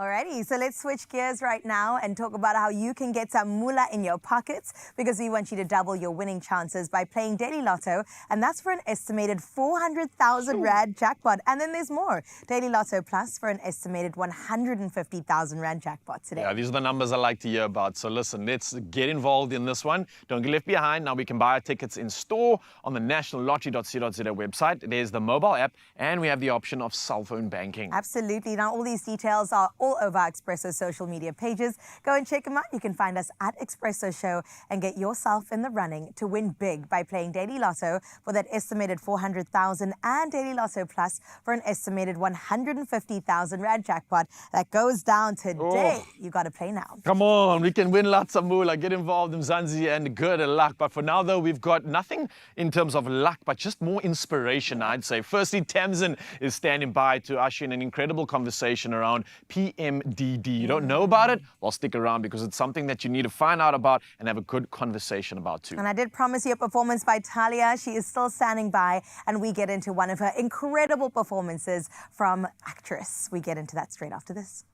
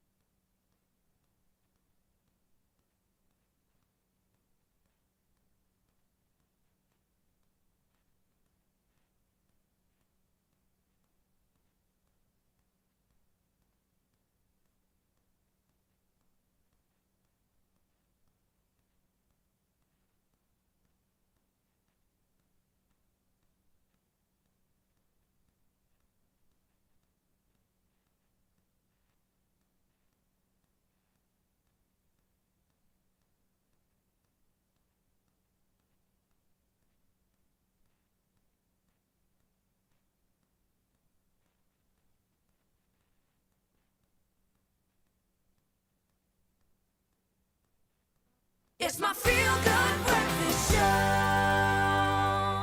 Welcome back to your Feel Good Breakfast Show on this Family Day as we delve into more great conversation. Now, April marks PMDD Awareness Month. Now, that shines a light on a condition that's still widely misunderstood and often invisible.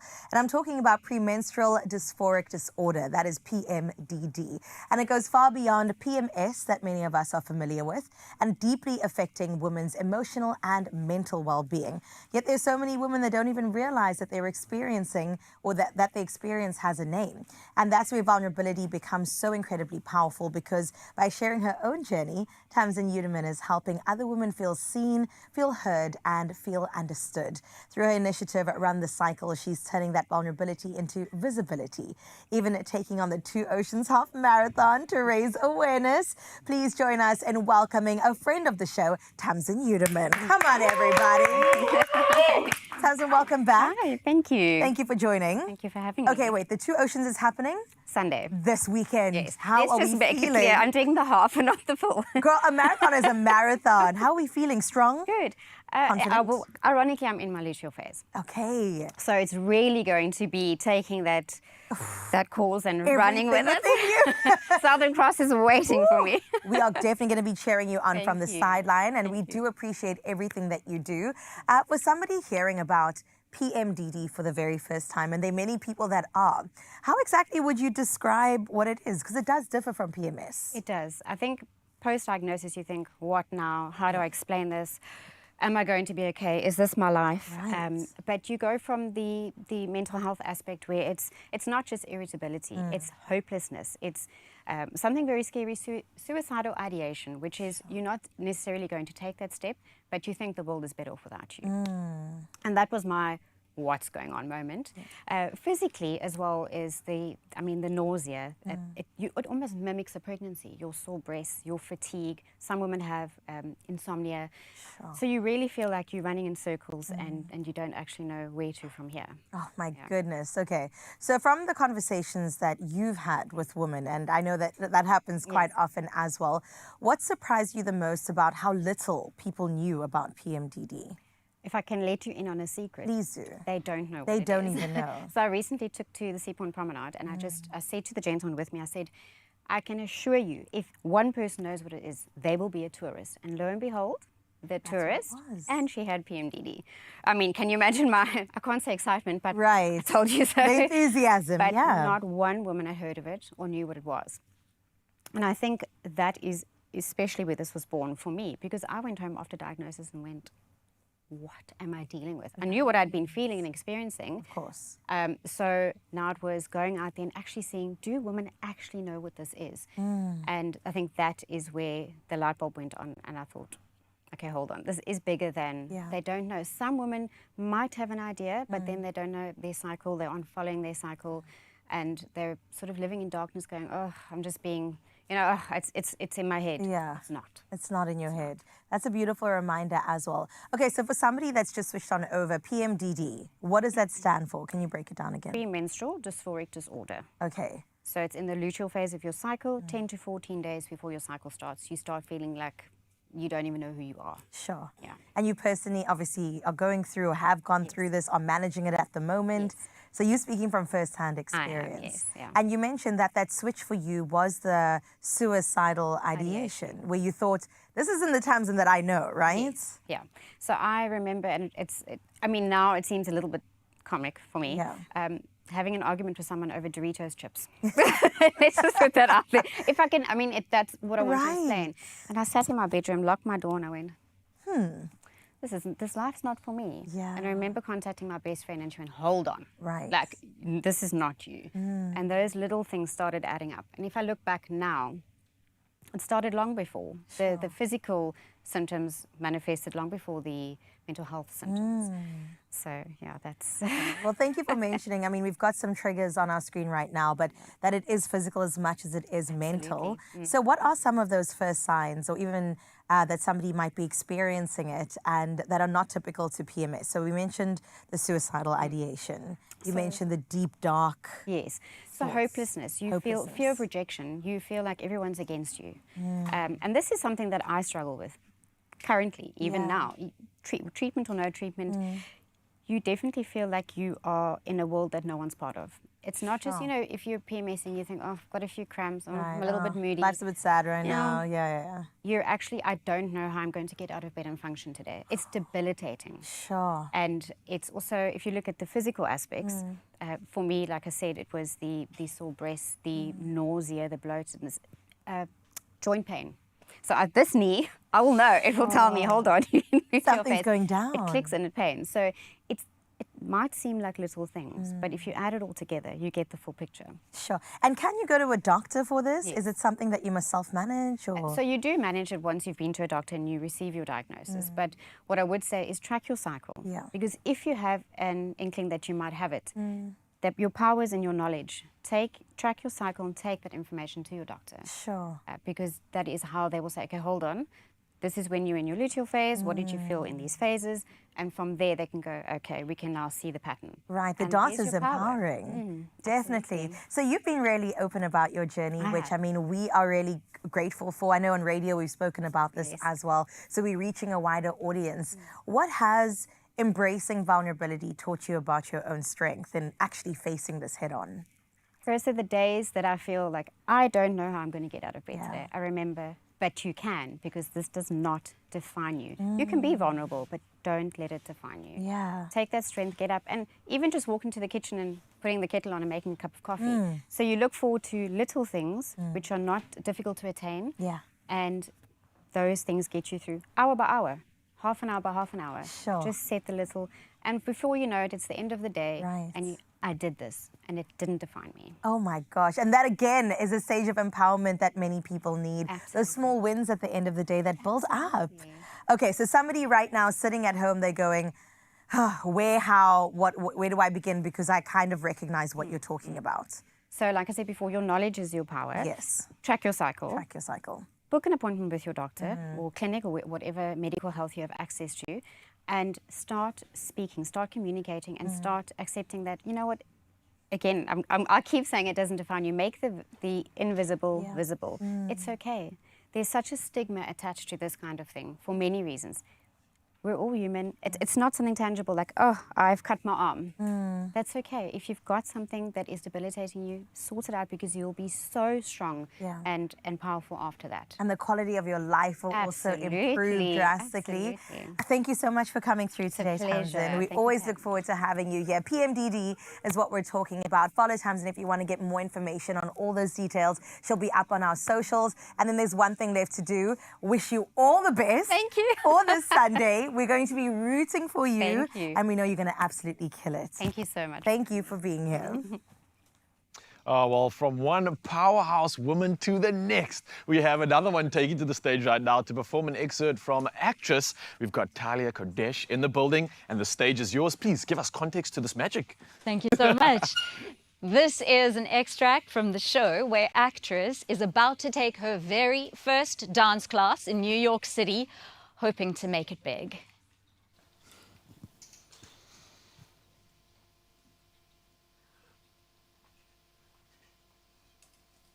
5, 6, 7, 8. We're in. It's been a while since I have stepped into these shoes. You lose some strength when you've been gone, but I will focus on the movements that she's making while I'm aching in these shoes. The bar's been raised. I don't remember getting up this high to fly. Been such a major schlep, but if I think that at the very least I'm getting my leg over, I'll get by. I can start to flirt with the idea of coming home because I'm here. I'm back at the beginning, but I think I know the way, and all I need to give is me. I'm here, and I can see the spotlight while I'm waiting in the wings to have my name on the marquee. 6, 7, 8. This floor, I slip, I'm falling on my, and as I stand, I think I see a famous face, but Amra Faye has gone away before I get a chance to say that I'm a fan. I can start to flirt with the idea of coming home because I'm here. I'm back at the beginning, but I think I know the way, and all I need to give is me. I'm here, and I can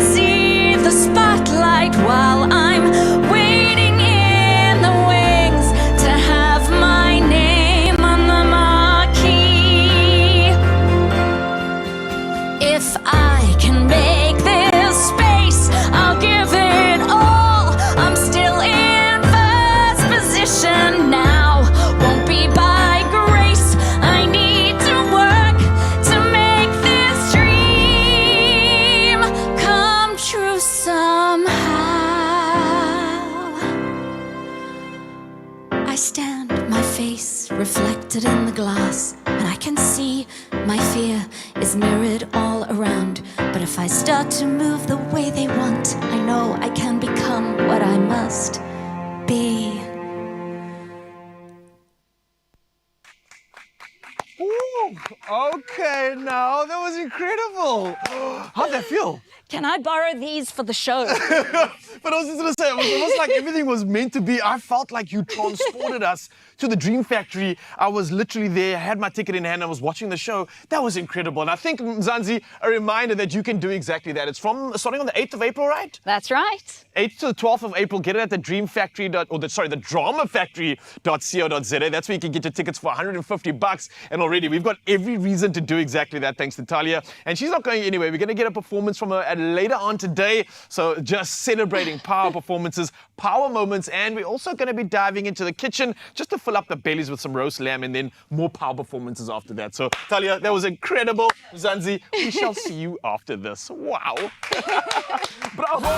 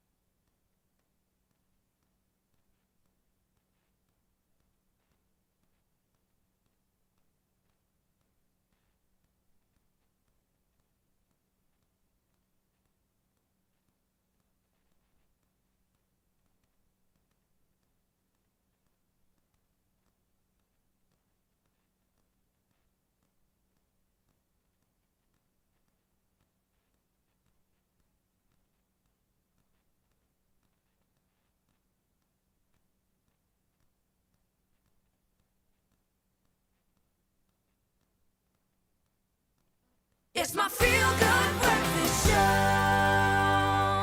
Welcome back, Mzansi. It is your feel-good breakfast show. And honestly, I love talking about everything to do with the home because I feel like no matter what your home looks like or how big or even small it is, everything always comes back to the kitchen. Absolutely. I mean, come on, it's the place where people gather, it's where conversations happen. This is where you quickly make something to eat or something ends up standing there for way longer than you planned. It's literally the heart of the home. It is the heart of the home. It's that one space that just naturally brings people together, whether you're cooking or even hosting or just catching up. The kitchen isn't just functional, it's also part of your everyday life. I love the fact that you said it's the heart of the home. It is, and I think there's so many incredible memories that we can think about that really resonate with us, and a lot of those involve the kitchen. Whether it's pre, post, or during an event. It's just a space that I think has so many incredible memories, and nostalgia is always coming through. Do you have favorite memories from your kitchen growing up? So from a home kitchen growing up, obviously I'm still creating new memories in my new kitchen at home, but I think it's just the smells. Coming home from school, from like a sporting event, like late afternoon, like 4 or 5-ish, and then my mom's already like chopping onions and prepping like a curry or stew.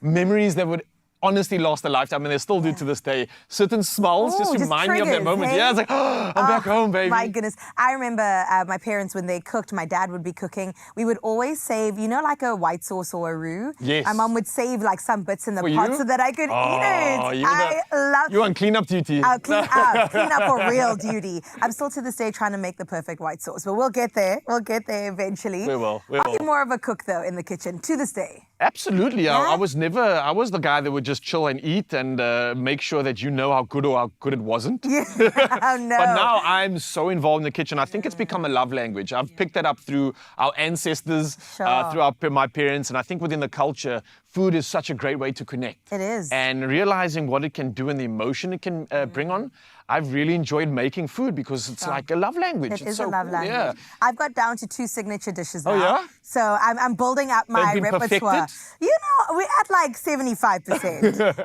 It's the prawn curry that I actually learned on the show. Nice. Made it yesterday. It was a hit once again with the fam. And then also like a poached coconut milk Thai curry fish Ooh, dish. you fancy, huh? Listen, I love a brothy dish, I think. You gotta make Served that with some for us rice. one day, eh? Invite me over and I'll cook for you. Yeah, okay. But listen, if, I think about a prawn curry. If there was a statement dish that you wanted to show off with. That's the one, hey? That sounds delicious. Listen, invite me on one of these shows. I'll cook for you, I promise you. What's one everyday kitchen item that somebody should have? You know, I'm going to say something weird. I'm not going to go with like tools and appliances and anything.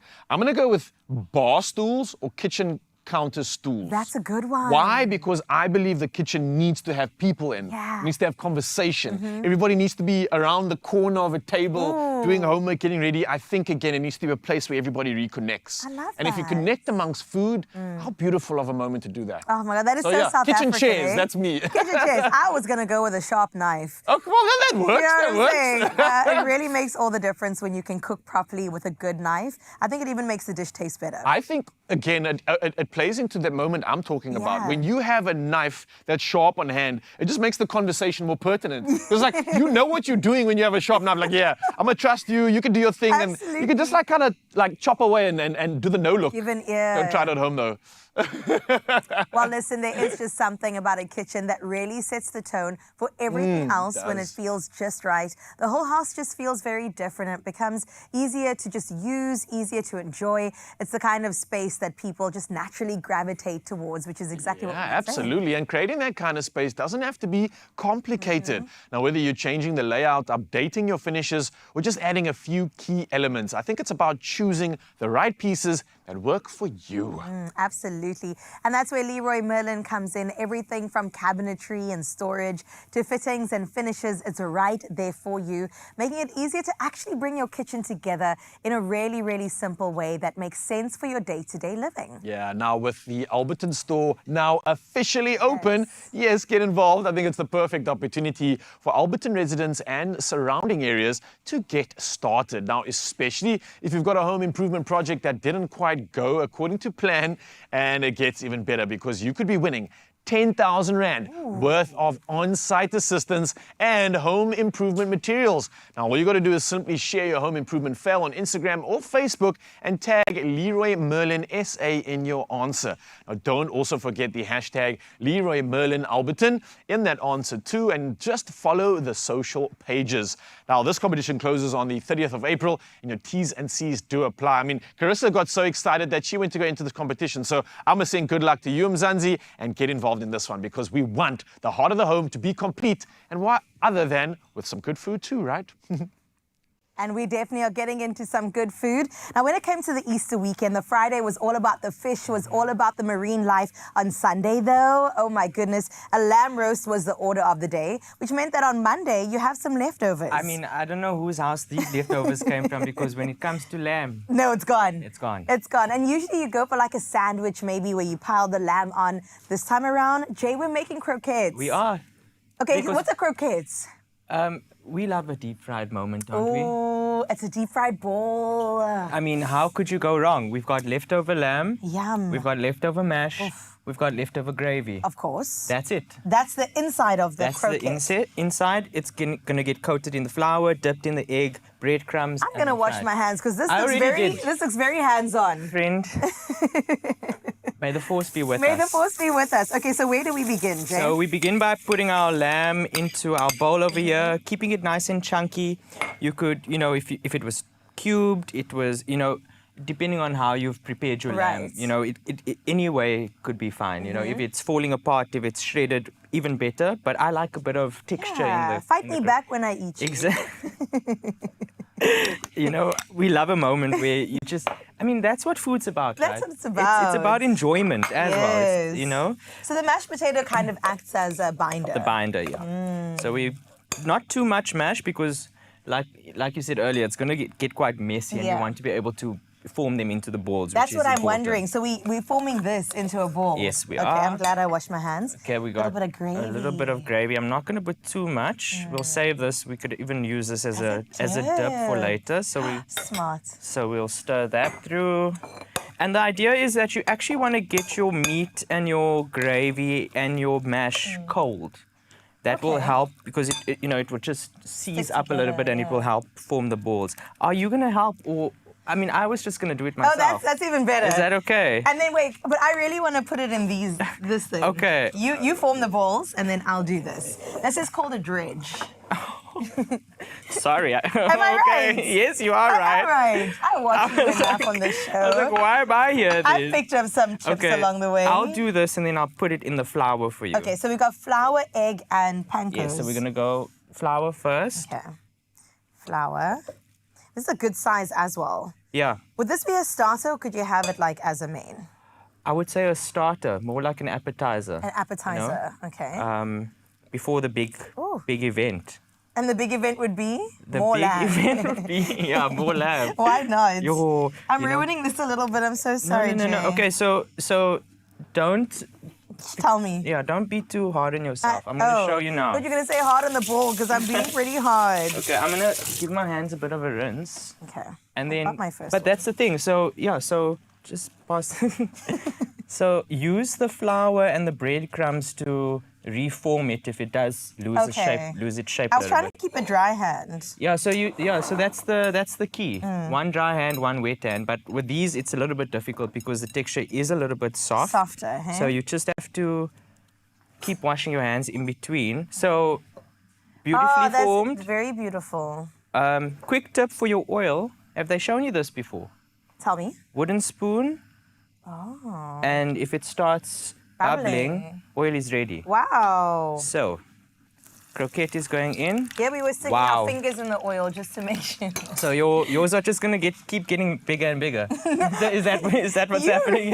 You rolled them. I didn't roll them.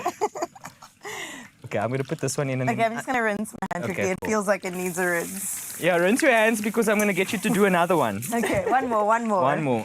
What would you serve this alongside? Like you were saying, the gravy could be used as a dip. I would do like a nice chimichurri, something herby. Yeah, because this is quite rich. It is quite rich. You could also hit it with like a nice garlic aioli, but also just like a herby yogurt sauce as well. Yes. Keeping it light and like fresh. A tzatziki. Yes. Yum. Okay, there we go. Okay, this one feels a bit more solid.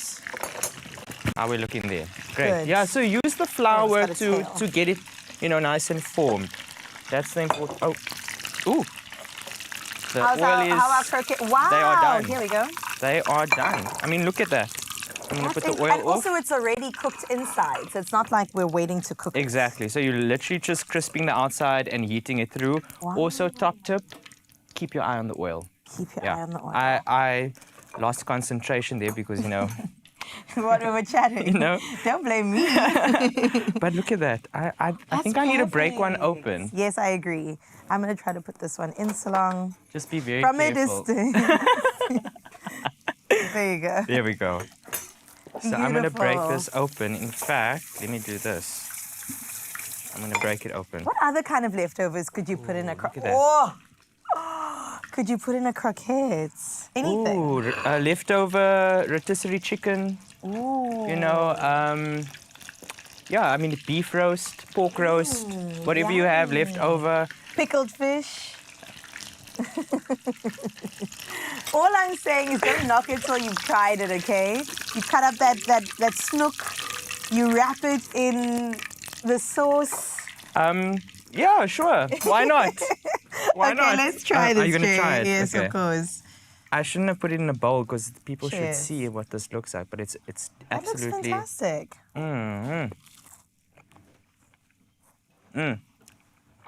So can you tell it's a little bit cold in the middle? So I think the oil was a little bit too hot. So make sure at home, keep your oil at a nice steady heat, so that you get it warm in the inside and crispy on the outside. But it's delicious nonetheless. It's delicious. Right? It tastes like a pie, like a lamb pie. Oh my goodness, this is so good. It's so good. And can I be honest? Yes. I used instant mash. Okay? Don't let out your secrets now, Jay. The idea is that really and truly, whatever you have in your home, you can just elevate and make it into something scrumptious. So don't be shy, you know? Don't be shy. Cyril's economy, it's rough, guys. This is what I'm saying. Everybody's got Tupperwares and the Pyrex is filled with pickled fish. If you try this, let us know. That's what we need to know. Actually delicious. We're going to enjoy this. Dip it in the gravy too. Zahira joins us straight after the break. We're going to chat travels and get into all the good things right here on your Feel Good Breakfast Show. Delicious. Hi guys, we're the Gut Girls and we're super excited to have partnered with Entiro in their Feed the Good campaign.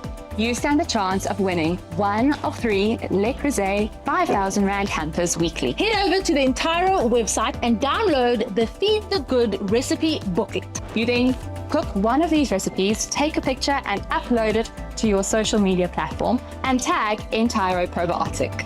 If you missed any of the details, find them in the caption below as well as the T's and C's.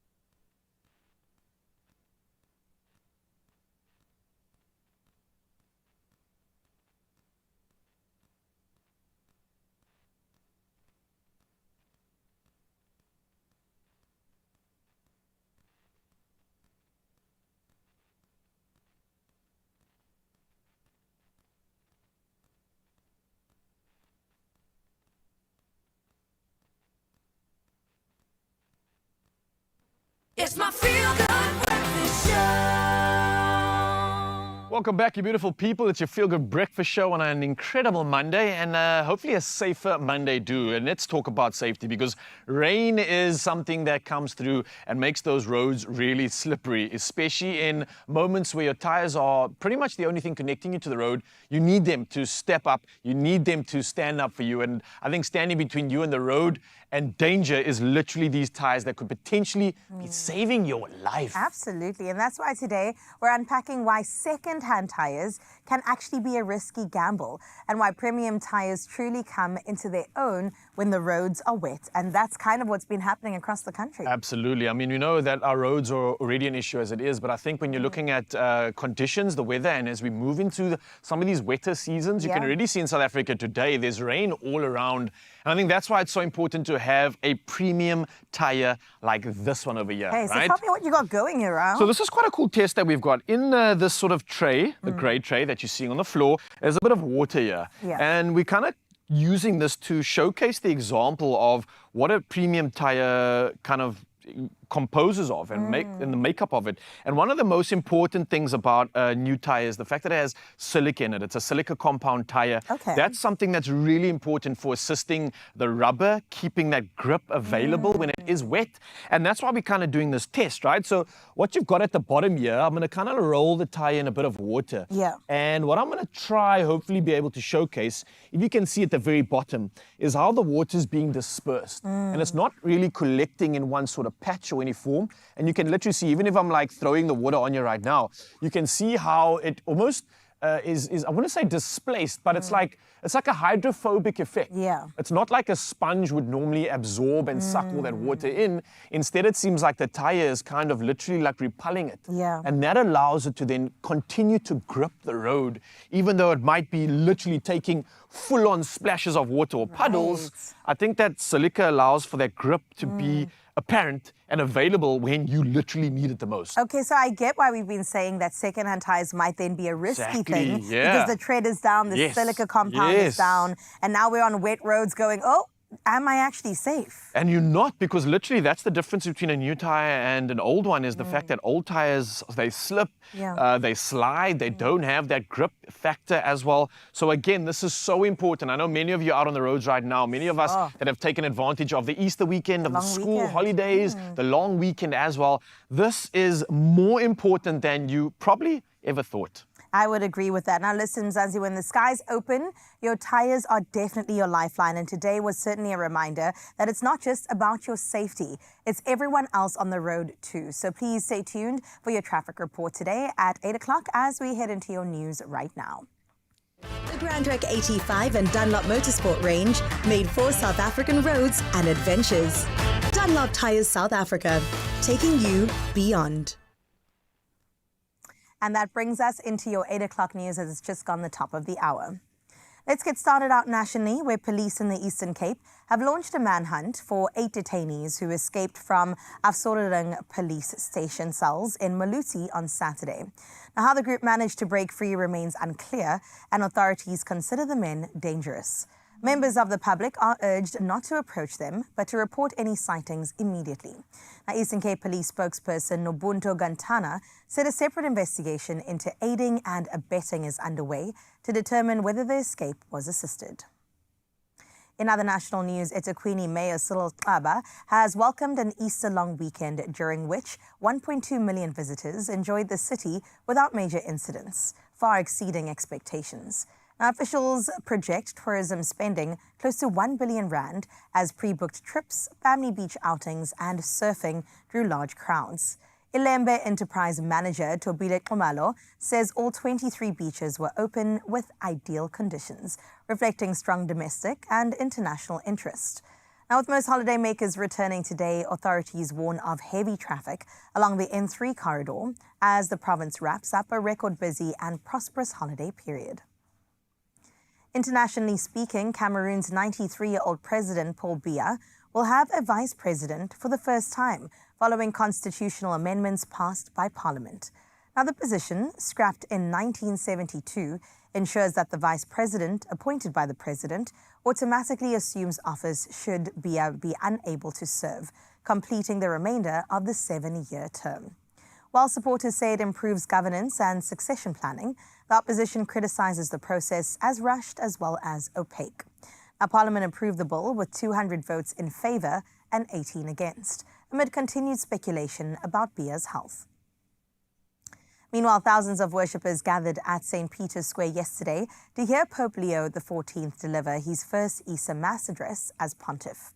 The US-born Pope urged those with the power to unleash wars to choose peace, calling on the faithful to abandon desires for conflict and domination. In his Urbi et Orbi blessing, Leo reflected on Christ's non-violent resurrection and paid tribute to his predecessor, Pope Francis, who gave his final address on Easter Sunday last year, hours before his death. Now, Easter is the most important date in the Christian liturgical calendar. Let's close off on this note this morning, where thousands of visitors, holiday makers and devotees have gathered at Durban's North Beach for the vibrant Festival of Chariots, turning the Easter weekend into a joyful celebration of faith, culture and community spirit. Now, the 4-day event ending today, honouring Lord Krishna, sparkles with saffron hues, lively markets and family-friendly fun. Now, at its heart, it's a powerful act of kindness, with Food for Life South Africa already serving an incredible 75,000 free meals, aiming for 100,000 by tonight. Long queues never dampen spirits as volunteers dish out food with warmth and care. Now, here generosity flows freely and every visitor is welcomed, ensuring no one leaves without a full plate and, of course, a full heart. That is where we leave your 8 o'clock news. We'll check in again tomorrow morning at 6. For now, your final bit of sports by Raul.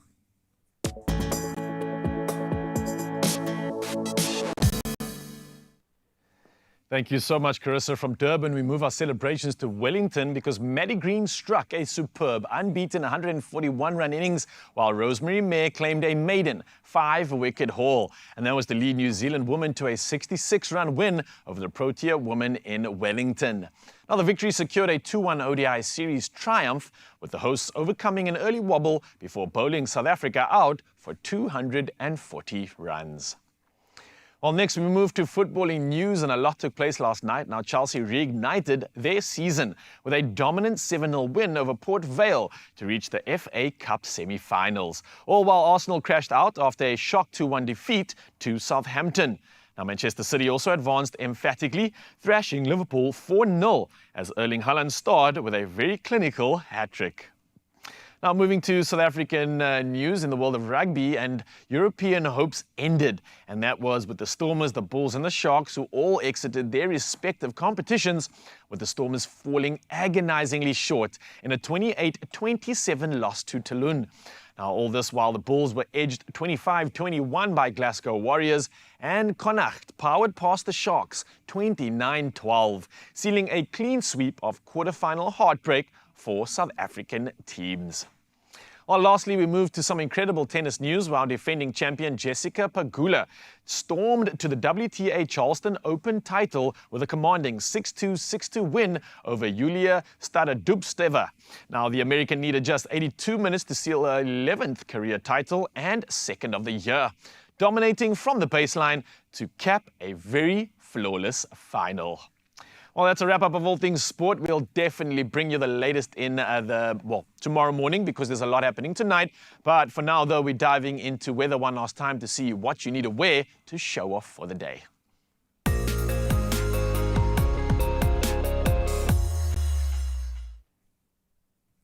Well, thank you so much, Raul. As the roads are free-flowing, let's see how exactly we can prepare you for the day when it comes to your weather. Getting started in Polokwane on this Monday, it's mostly sunny skies that you'll wake up to. Our temperatures start at a low of 18, but rises to a nice warm 32 degrees. Going into the week, expect partly cloudy conditions with warm temperatures as we make our way into the weekend, where it will be a scorcher.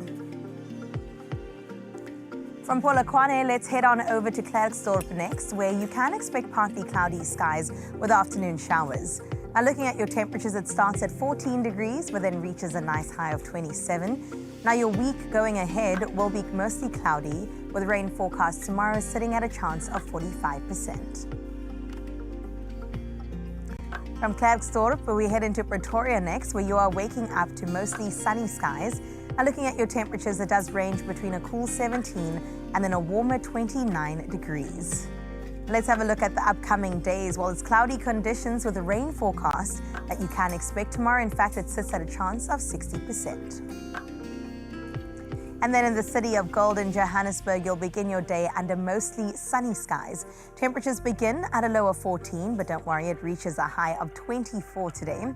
And tomorrow you're in for a rainy day with chances sitting at 60% when it comes to your rain, but your highs will sit in the low 20s. We head into Mbombela next, where it's mostly sunny skies is what you can expect today. There is rain today, chance at 50%. Your temperatures, well, they range from a cool 17 into a hot 31 degrees today. And over the coming days, expect mostly cloudy skies with rain averaging around 38%.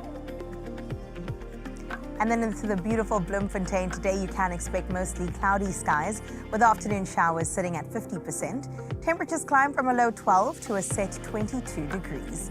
And looking ahead at the rest of the week, cloudy conditions will continue with temperatures in the mid-20s. Then we head to the coastline where Richards Bay is at, where there's a 50% chance of rain under mostly sunny skies today.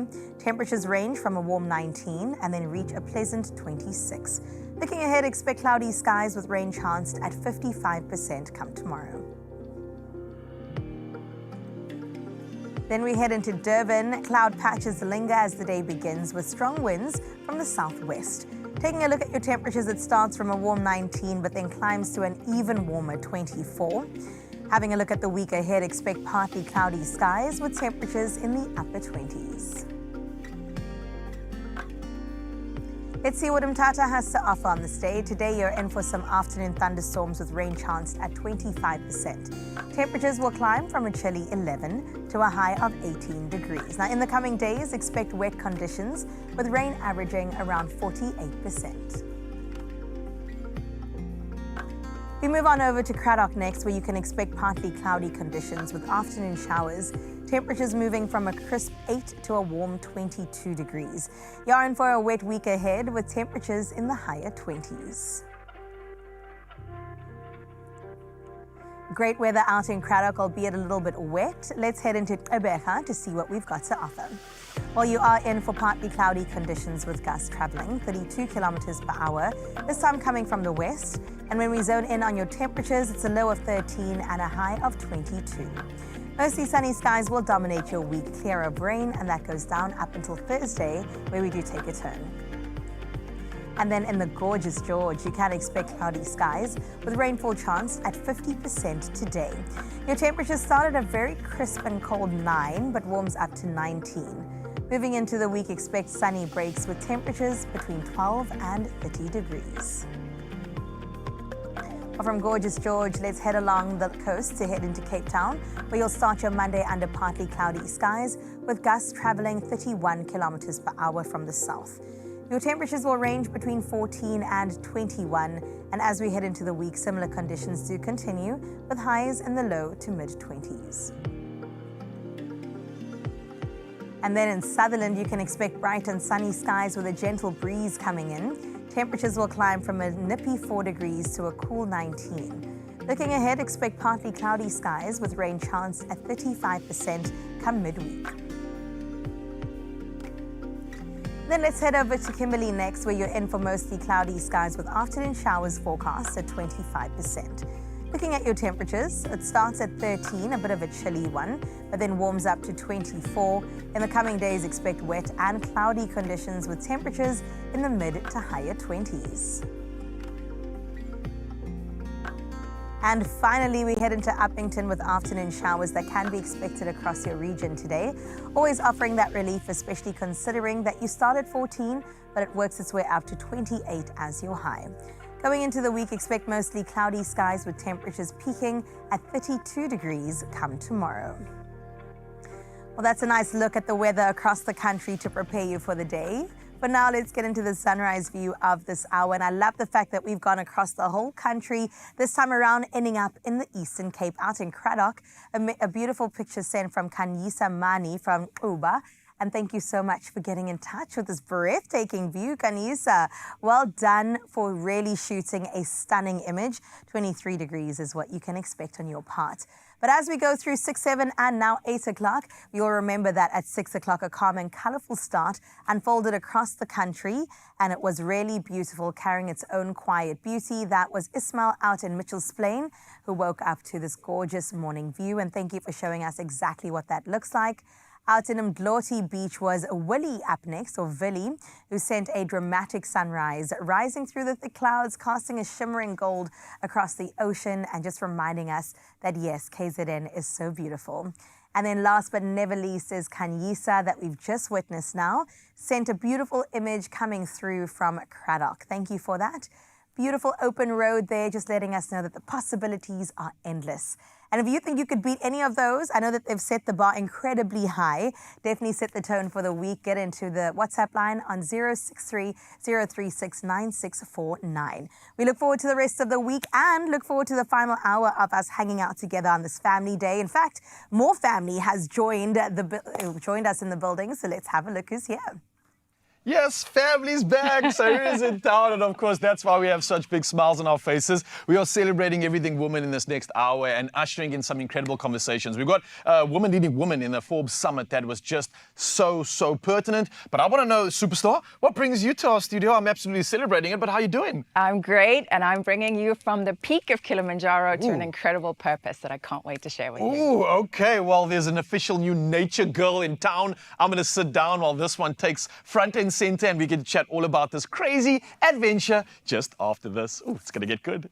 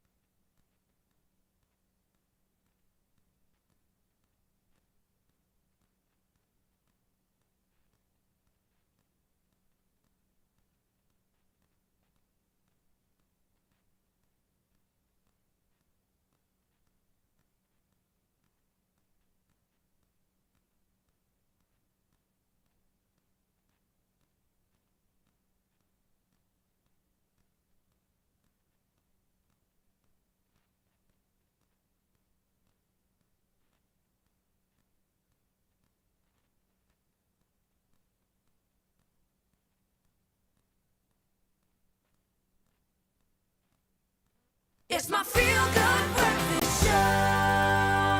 Oh, yes, Mzansi, welcome back to Feel Good Breakfast Show. Let me tell you, this conversation right now is going to inspire you, blow you away, and especially when it comes to travel. Now, South African travel presenter and storyteller Zahira Variawa recently summited Mount Kilimanjaro, but this journey was about far more than just reaching the top, right? As part of the Peak to Purpose campaign, the climb pushed through extreme conditions to drive meaningful impact beyond the mountain. This one was supporting communities in Kenya's Kakuma refugee camp. And it also shines a light on the often unseen heroes, the guides, the porters, and the crews who make every summit that much more possible. Now, months later, the climb may be over, but the mission continues. And of course, joining us this morning, we have Zahira in the building. Let's give her a feel-good welcome!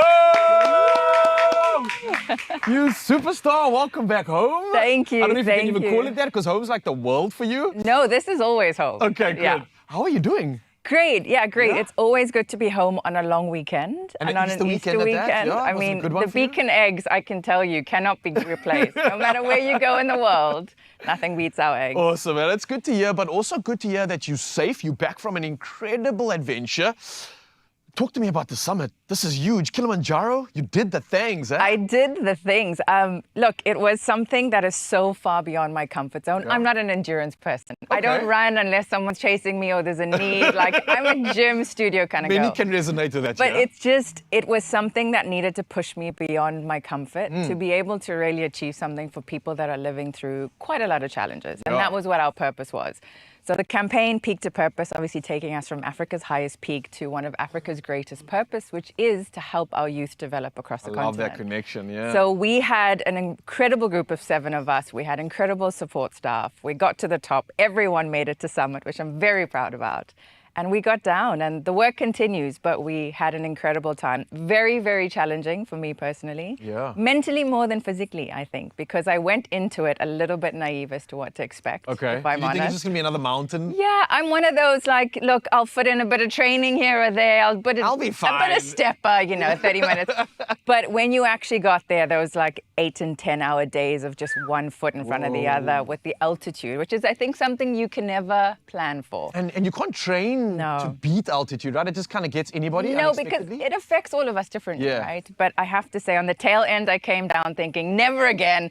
And a week later, I was like, yep, next year, let's do it. I want more. Yeah. So I know it's quite easy to speak about it now, but in the moment, it must have been quite a challenge. What were some of the tough moments for you? I mean, we can talk about the positives, but I'm sure it's, like you said, not easy. What really challenged you the most, apart from like the altitude and crazy things? I mean, the altitude, yes. Yeah. Strangely enough, it wasn't the weeing and doing the things in the bush, which 'Cause a lot of people were like, You're oh in my God. nature when you're doing this, right? You have to. There's But no bathroom thankfully, facilities. being South African, we did a bit of camping in our time. Yeah, we know how to right? rough it So out. that doesn't scare us. It was really just the endurance side of it. Like, I'm Okay. not an endurance sport person. So it's these constant, and you can't move quickly.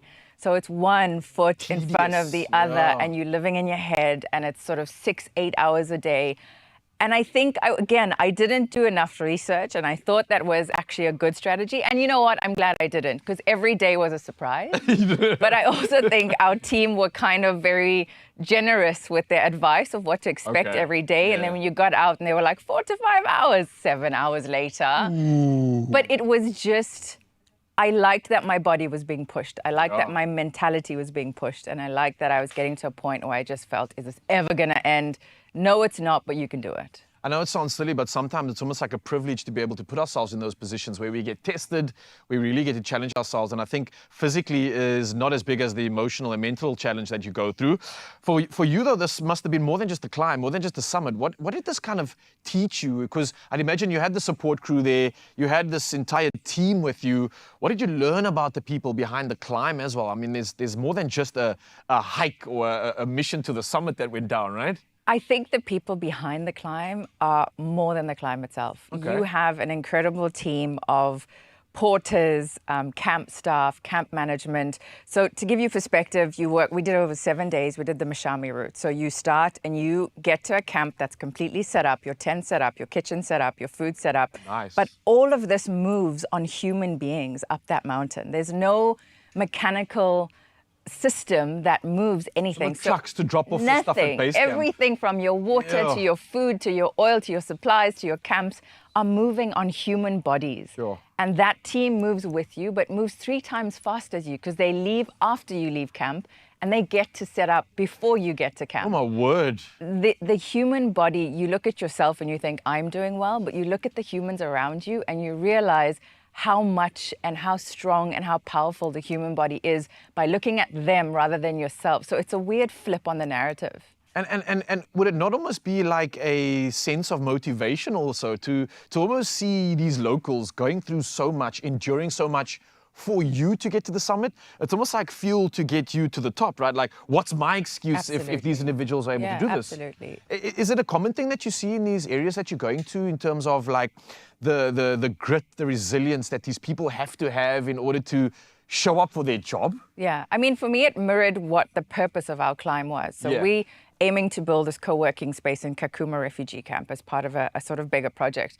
But when you look at the teams around you and your support staff and your porters, you really have a mirror as to, if I think life is difficult, if I think my challenges are a lot, look around me. I'm carrying a 5-kilogram backpack on my back. These guys are carrying 20 to 25 kilograms flying up a mountain, going past you at a rapid rate, and you go, what have I got to complain about?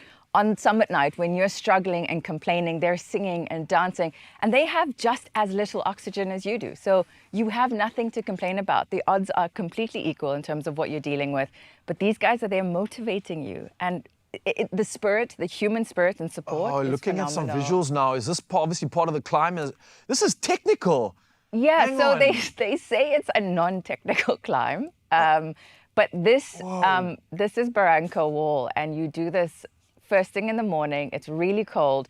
But if you look at it, we've got small backpacks on our back. Guys are taking entire campsites on their heads and shoulders, going past you. And you look around and you think, and I'm complaining. Yeah. And it's a pure reflection of life itself. And the fact that human beings can do such incredible things. Absolutely. That is a scramble like no other. I mean, we do that on some of these mountains, Table Mountain, without ropes. You in the snow, you in the cold conditions, you at altitude.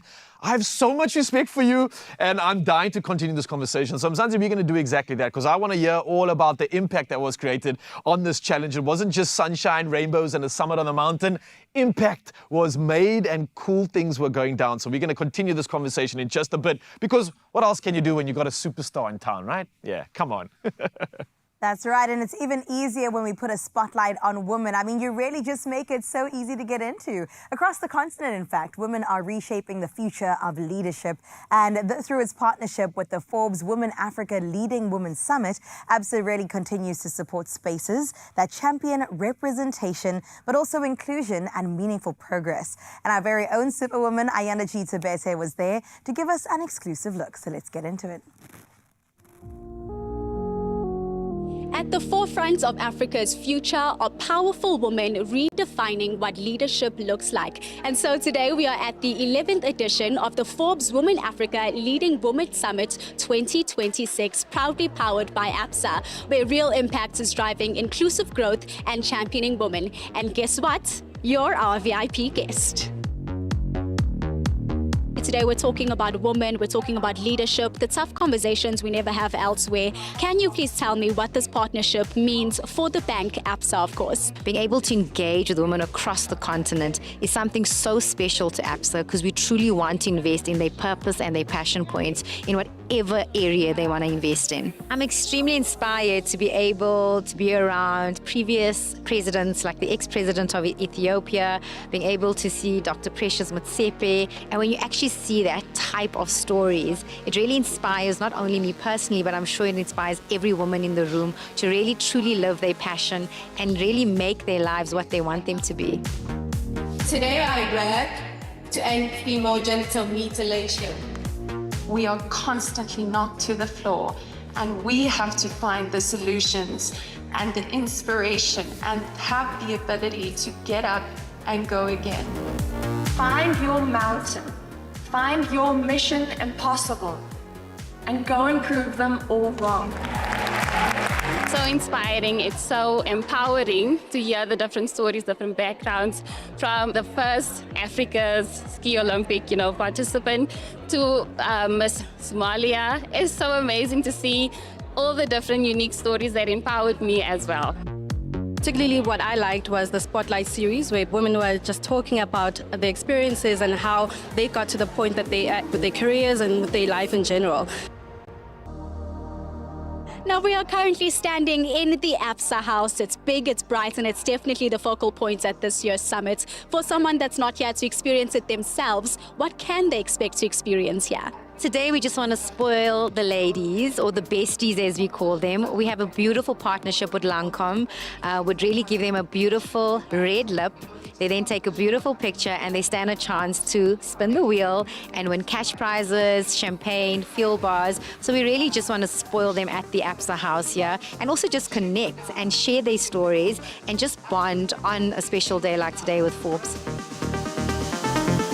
What a privilege it is just to be in the room with APSA specifically, where they just, continue to remind us that our story matters. And I think when we bring it back into this conference and why we're here today, I really just want to honor the bank and just creating the, economic emancipation for women, making sure that we get the financial access that we need, and just being in the forefront of just cheering women on to continue to step forward. This partnership to me is huge. I am a personal fan of the brand. I support it and have always been behind APSA Bank. So to see them leading the women leadership and literally telling them that we're backing you up, we're here to hear all your stories, we're here to amplify your voices, is for me just, it's giving me extra boost, and encouragement to just continue to partner with the brand. Just not a bank. We really their mentor, we're their friend on their journey to success. So we want them to go away thinking, I want to bank with APSA. I want to be part of the APSA family, because they really see my story. And we want to say to them, your story matters. We have to do everything in our power to not just talk about representing women in the different spaces in which we want to see ourselves operate, but to really be authentically represented in every shape, way, and form.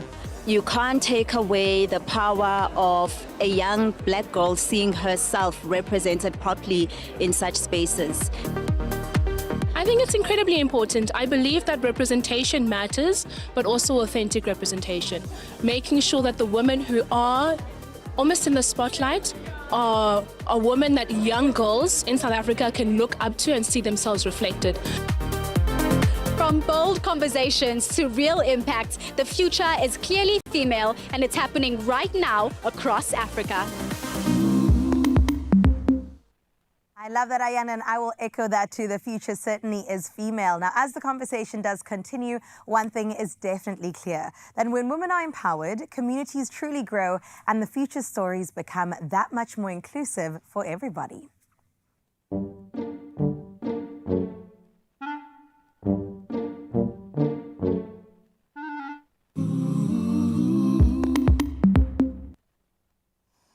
Oh, these smell so good. And Mzansi, you don't need to go anywhere, because these chicken puff pastry pies are coming at you in just a bit.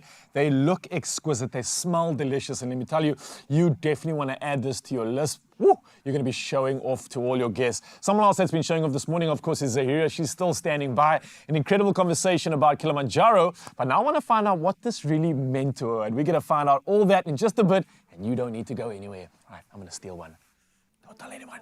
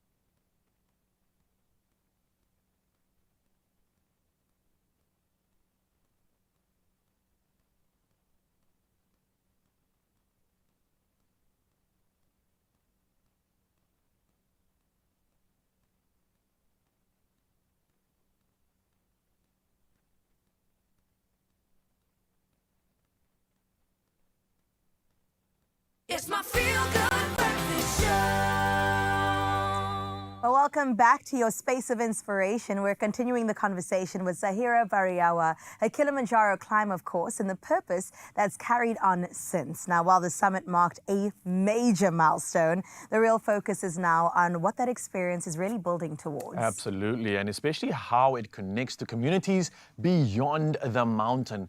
And we saw all the incredible efforts that it took to get up to the top of that mountain, but this was a part of something bigger. This was a part of the Peak to Purpose campaign, which I believe is what initiates everything. You get out there, you're doing this recce, doing something crazy, but at the core of it all, what is actually going on here, Zahira? So I joined an organization, social enterprise organization called Amahoro Coalition. And what we do is we work with private sectors across the continent and beyond to build business ecosystems for displaced or individuals with displaced experience, which we consider our clients because we work together. So what we know is that 45% of the global youth sit on African continent, on African soil. So in 20 years, 25 years, almost half the world's population is going to be African. Whoa. We need to ensure that our African future and our African youth have the tools and ability to sustain themselves, to build businesses, to create employment within our continent. And that's what our organization does. So what I did is I visited Kakuma for the first time about a year ago. And I saw these incredible entrepreneurs, but facing challenges of electricity and Wi-Fi and accessibility. And the one thing I realized is simple things like we would take our laptop, go to a cafe, order a coffee, and we work. And I might meet Carissa, and she has a business that complements mine, and we work together. There is no facility available for these individuals or these entrepreneurs to do that. So when I left Kakuma, I said to the organizers, or the curator of our organization, Isaac, I was like, let's do a co-working space. Right. I was like, I'll run the campaign, I'll get us the setup we need. And he's like, do it. So Kilimanjaro kicked this off for us. Our co-working space is the pot at the end of the rainbow, the gold at the end of the rainbow that we're aiming for. And it's the start of hopefully many crazy things like Kilimanjaro climbing to get us from our peak to our purpose, which is this co-working space. What a cool catalyst to start it all off. And my fear is that you have reached the peak because Kilimanjaro is like, I'm still in awe. I came to you earlier just saying, girl, I cannot believe, I can, but I cannot believe that you've done this. It is incredible work. And like you said, that co-working space, I mean, I'm curious as to how it translates into real opportunity for people. So you're creating the space, great minds gather, and then what? So Kakuma is one of many camps across Africa that is home to many displaced individuals. And essentially within these camps, they're like city within the continent. There's incredible businesses, hotels, restaurants. The humans within these spaces are absolutely talented and phenomenal individuals. And all they lack is support and resources. So the community center or the co-working space is going to be exactly that. It's a catalyst to help entrepreneurs connect, collaborate, grab a cup of coffee. We're going to do barista training. So we're also creating opportunities that then can go out to hotels or businesses across the continent and beyond. So it's really just going to be the thing that starts the fire.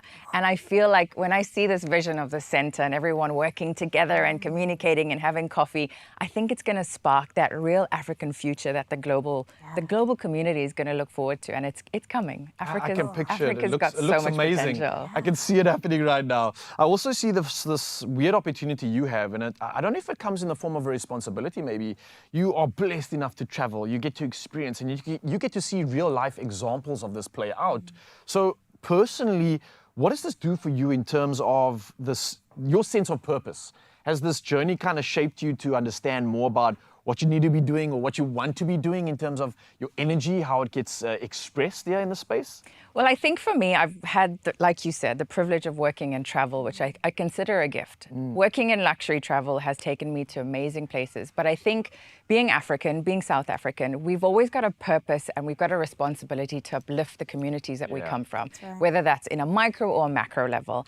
And I always wanted to add purpose to what I do. So my shift, and people go, well, how do you work from luxury travel to fragile economies? And I was like, it works because you can't have one without the other. Behind every luxury lodge in Africa, we've got communities that are keeping it alive, that are the staff, that are the heartbeat of it. And that's how those two worlds kind of connect. So I think for me, it's been able to bring two incredible passions and purposes together and Africa needs it. We know our future lies here, and we all have a Absolutely. responsibility to uplift it. I love that. It Yeah. just constantly reminds me of the concept of Ubuntu, the principle that we should all live by.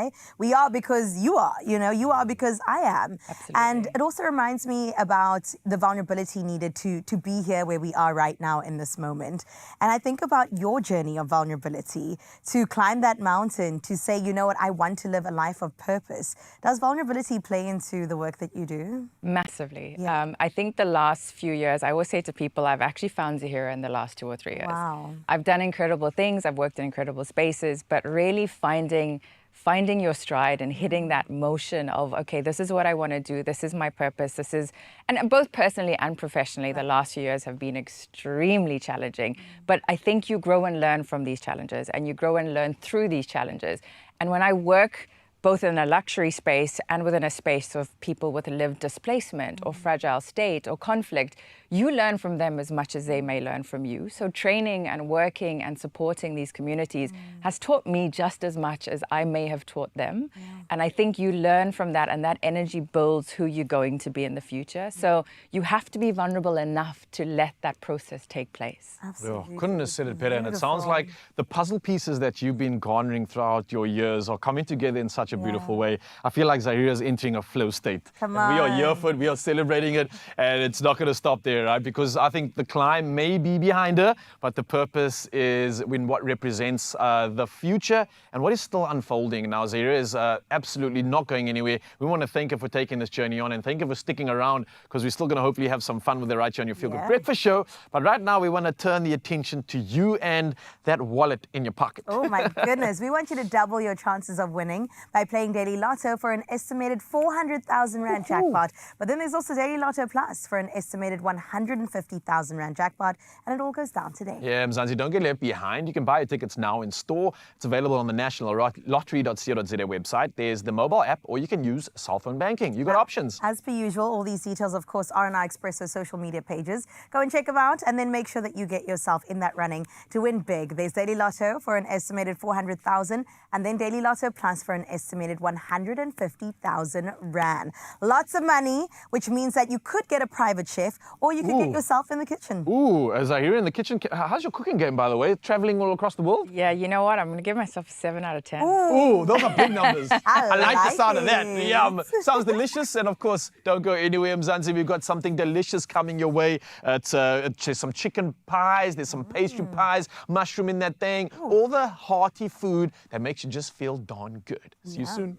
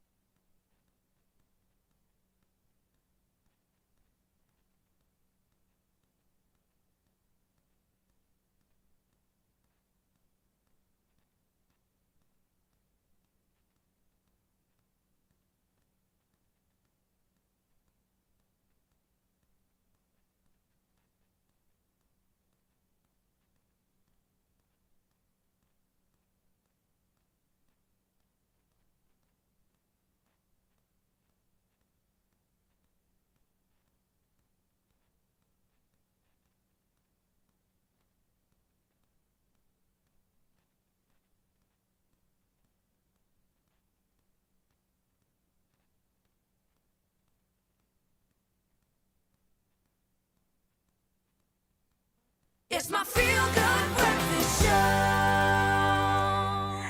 Welcome back. Now we have to get into talks about Tropica. It is the buzz of what's going on everywhere right now on everyone's lips. Last week on Tropica Island Search, we went to Antillia in Turkey, where Zanele as well as Chad Jones really soaked up the sun and took on a destination packed with adventure, culture, and of course, the signature Tropica appointments. Tropica moments indeed. And I think from time on the water to exploring vibrant markets and ancient ruins, Turkey delivered a smooth experience from start to finish. Officially, that box has been ticked. But before we get into where the search is heading next, here's a quick recap of all the action in Turkey. Enjoy.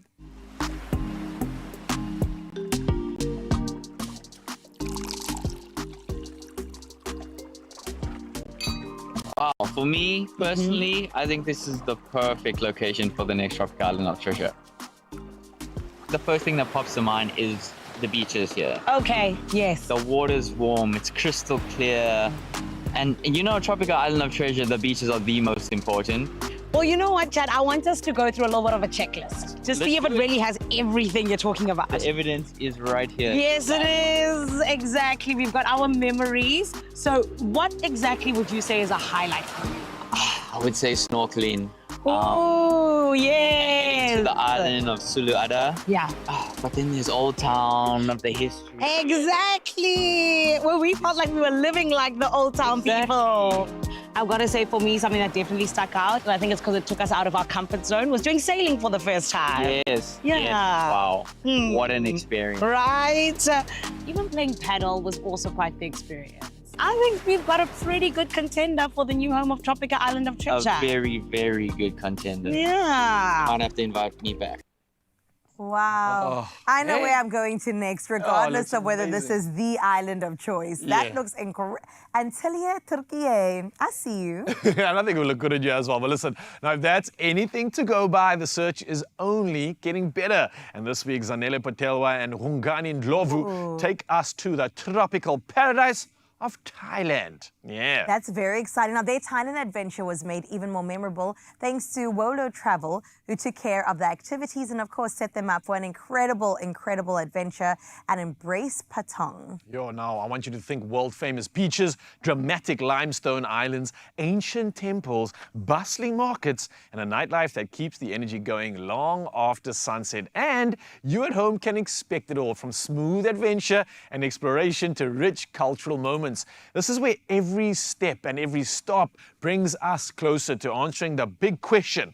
Could this be the next Tropica Island of Treasure? Dum, dum, dum. And we've had some really great options. Yeah. So I know that this one's going to be right up there. But you've got to make sure that you catch Tropica Island Search this week and see if Thailand really ticks all those boxes. Yep. Now remember, if you have been dreaming about stepping into your own Tropica Island moment, auditions for Tropica Island of Treasure Season 12 are officially open. Oh my God. And yeah, you can enter in person at Tiger Valley Shopping Center this weekend from the 10th to the 12th of April. So come through, bring the energy, and show us what you got. That's crazy. In person, even. So you can really bring all that you've got within. For more details, head over to @mytropica on social media, and then make sure that you join us tomorrow on Expresso, where Ungani and Ndlovu gives us the inside scoop on all the action that Thailand had to offer. Yeah, now for now though, here is just a little taste of what's coming up on tonight's episode.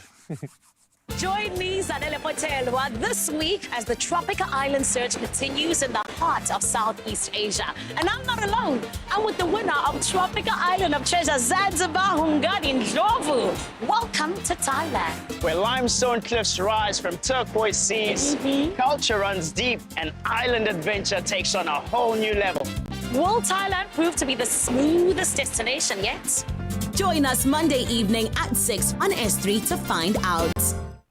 Oh man, when I think about crazy adventure, I do think culture, I do think lounging on a beach, but I also think food. And that's exactly why we're back in the kitchen cooking today. Because if you've ever had leftover roast chicken and just a little bit of mushroom sauce from your Easter feast, then you're definitely in for a good time. We're halfway into a gourmet lunch, in fact. Now, these are mini puff pastry and they're pies. They're bite-sized, delicious, flaky, filled with flavor, and definitely delicious with a leftover sauce that provides the moisture and the seasoning that you need. designed, really simple apparently to put together, but that's always what Jay says.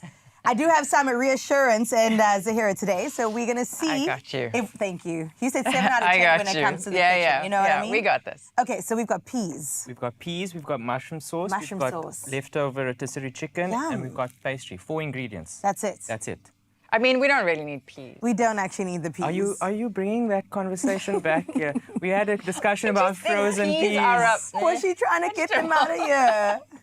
Yeah, you know what? They're going to add to your daily 5. I mean, Kinda. they're pretty, but that's it. It's about the aesthetic. Okay, so what kind of pastry do we have We've here? got puff pastry, store-bought. Yeah. Nothing wrong. We've all had an experience with store-bought pastry before, and I'm not offended by it. Mm-hmm. You know, in fact, I encourage people to use these kind of things because cooking should never be stressful. That's true. So take away the difficult part and have yourself a lovely time in the kitchen. I love it. We also don't want it to be too complicated as well. You get your Nara Smiths that are going to do it from scratch. Us, however, we're going to keep this as simple as possible. Simple as possible. And Anything with pastry just tastes right? better. Golden, All that delicious. butter. Yeah. All And that guess butter. what? It's so convenient that it comes in this blue wrapper. You don't even need flour. Oh, yeah. So it's incredibly easy. And all you do is cut a square, Nice. jiggle it into your line. That's the official term too. You got to jiggle it in. Yeah, I mean, that's in the recipe book. you know what's This also is in how the you recipe? jiggle. You know what's also in this recipe? Can you crack an egg with one hand? Zahira can. Yalla, let's go. Are we doing it? Let's go. She can definitely do this. That 7 out of 10 was created because she can All crack right, it with so one this hand. we're going Oh, in we're here. both going to try. We're both gonna try. You go first. Okay. Nice. Did you say it? It did come out. Ooh, there we go. Very Carissa, good. you're up. There we go. Me, I need both hands. I'm going to copy what you said. I'm going to copy what you did. But now my finger's getting involved in this egg. I won't And the lie. shells all are about. showing there. Just got to open it a little bit. There you go. Now you got a little bit of shell in there. Oh, I got a trick. I got a trick. You got a trick. You take your eggshell like this, and then you put it in, and then you get it out. And scoop up most of No. the yolk. Feel a lot of judgment. Okay, it was Too the much first judgment go. for a Monday morning. There you go. I didn't take too much Well white done, out. ladies. Thank you. I'll throw I'm this very in. impressed. Carissa, Yes, Jay. you're my fave, girl. Oh, you're my fave. Even though you struggled there, this is all about learning. It is. And- I've and- never. Why would you do this with one hand? God gave you 2 of them. Come on.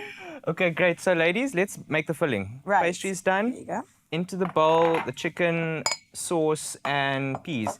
You want to try and be mindful about the amount of sauce you're adding to it because no one loves a soggy bottom. That's you true. know? We don't love Ever. soggy bottom. Ever. Soggy bottoms are No never soggy bottoms, good. yeah. It's just not cute, man. It ain't sexy. No. I will say, what kind of sauce is this? So that's a mushroom sauce. Like a gravy? Like a or gravy, like a, yeah. okay. So should we put your friends in first and then we gradually add the gonna sauce? ration How them. about that? You're gonna put like How 3 of about them we in there. just so that we being inclusive? Yeah, let's absolutely. put the peas down for a second. Away from the peas. Mix in the sauce, and you know what I'll do? I'll add the peas to only one of them. I mean, I'm impartial to the peas. I just think they serve Add their the purpose. peas, y'all. It's gonna add some green. I really believe that you've got to add some color stop into and every stir? recipe. Stop and stir. I love that. Do we? It's like jiggle, right? Oh my word! Stop and stir. Look at us go. I think you can. Yeah, I think let's pause there and give it a stir through. All Let's see right. if we're happy with that consistency. I like a saucy pie though. But no one wants a soggy No one bottom. wants a soggy bottom. I think we've got it. I think we're ready to fill our pastry shells. Lovely. So you can just pack those in. Now I have another question. Ask us. Is it a pie if it doesn't have a lid? Ooh, what's the alternative? It's A tart. A tart. Without a lid. You know what? There you go. You really are a chef, Sarah. I can't believe it. I just, in my mind, if it's got a filling and it's got a pastry, it's a pie. Hey? So then these are definitely pies. So these are pies. I This mean, definitely They qualifies. can be whatever you want them to be. That's true. Right? What do you identify as? I'll take the peas and then I'll add some. I love that you guys have taken the peas from me. You're like, she cannot be trusted. Those with peas are moving all over the kitchen, everywhere except in the pies. Because we want to keep the peas. Like, how full do we want said pies? Okay. Like, she's She's trying to get rid of them. No one got my joke. Okay, I'm going to put this. And this technique of just cutting a square gives you these sort of frilly bits on the end, which I love because like a basket. Yes, and they get, you know, a little bit more toastier, a little bit more crispier. I'm not covering your peas. I just saw a gap that needed filling. No peas whatsoever. Again, it's nothing against the peas. They're I'm just taking this a very so personally. pointless vegetable. So this is where you could I'll leave them with you could be yours. quite cute No, about you it. can So put them on. if you wanted to, you could just pinch the sides in, and then you know you've got a bit of a Oh, I see. just for A lid. For presentation. Then you've kind of got a lid. You know, you could leave them open. You know, I think the peas work. I think the peas add color, and I'm a colorful soul, so I love you to can have see the it, peas. yo. Well done, Sarah. Thank you for spending the day with Thank us. you, guys. Next time you mount Kilimanjaro, you got to take the my pies pocket. in your pockets. Yeah. You got to take it with you Can and I go share into the the other love. Jay, thank you so much for coming through and showing us what we can do with our leftovers. ExpressoShow.com, that's where you get the recipes. Otherwise, that QR code is on your screen. Whip out your phone's camera, scan it over the screen, and it will take you exactly into this goodness. After the break, we get into more from Talia. She is spoiling us today. Don't forget to get your tickets between the 8th and the 12th of April. It all goes down, and we'll give you more reason to get them straight after this.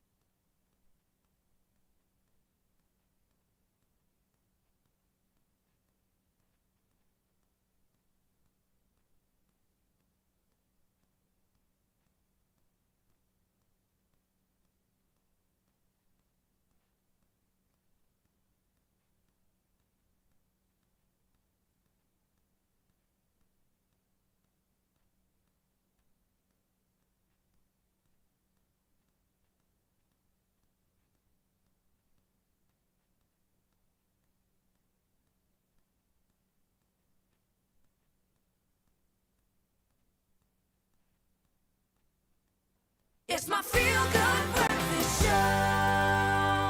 My voice back up, yeah!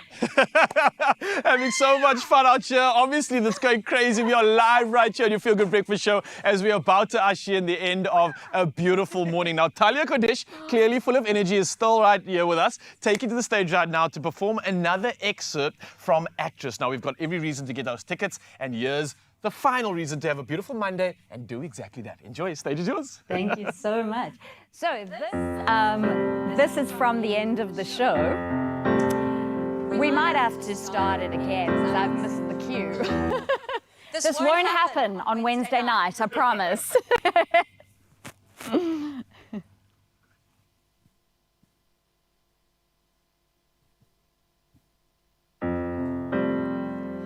I gotta be my own director. I gotta star in my own play. I know there's worlds out there to conquer, but it hasn't worked that way. I have these characters to be now. I am a cast that fills a stage, 100,000 different ideas, a new face on every page. I'm an actress, and the show doesn't stop, but I'm in charge now.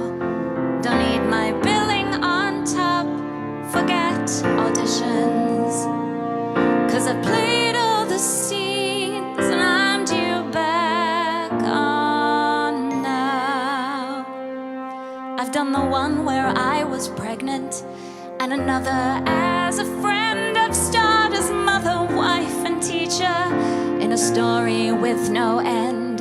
And when I've cheered at house athletics, I've projected like a pro to make it clear that I have presence. There's no way they wouldn't know that I'm an actress. And the show doesn't stop, but I'm in charge now. Don't need my billing on top, forget auditions, 'cause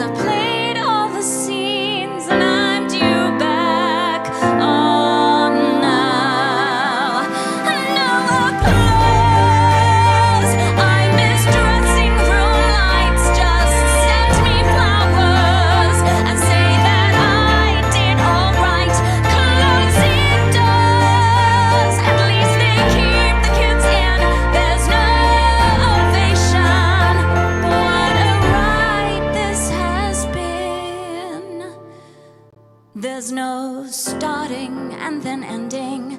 Everything happens at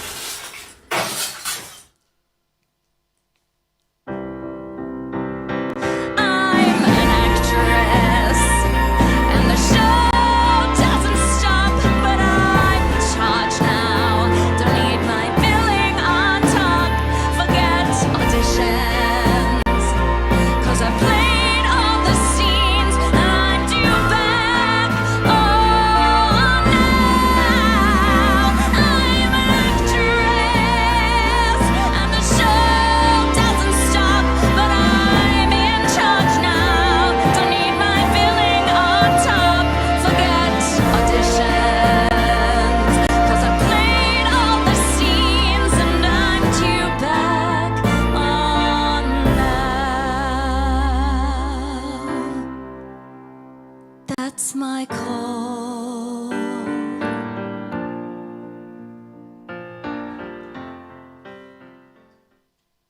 Yes, come on, Talia. That is absolutely incredible. A reminder of those dates from the 4th to the 12th of April. It all goes down at the Drama Factory, so please get your tickets. All those details will be across our socials. You want to see that live because I got goosebumps. Definitely. Wow. Show's going down 8th to the 12th of April. And seeing that Zeria's still in town, what's your plans for the holiday that we have today? Oh, I'm going to take it easy, enjoy a good South African breakfast. Yeah. I've got a busy few weeks in the country coming up, so just going to enjoy good old South African food. Yes, I please. love that. Of course, if you want to be inspired by all the adventures, then find her online, reach out to her and see what's going down in this year. It's going to be a year of impact and a whole lot of adventure. Maybe we'll crack the knot on the next one. I'm hoping. I'm Well, praying. you're both going up and down the next mountain. Yes! We're in. We're done. As long as it's Lion's Head, I'm there. I am there like a bear. Listen, Mzansi, thank you for spending this beautiful family day with us as our family. We'll be back again tomorrow as well between 6 and 9 o'clock. And of course, the biggest thanks to Talia for entertaining us today. Our actress that joined us on the show, Raul, good job. Beautiful stuff. Team. Zahira. Oh, yeah. We've done a Zanzi, good job. Always love great ya. being back. Yeah. We'll See you in the morning.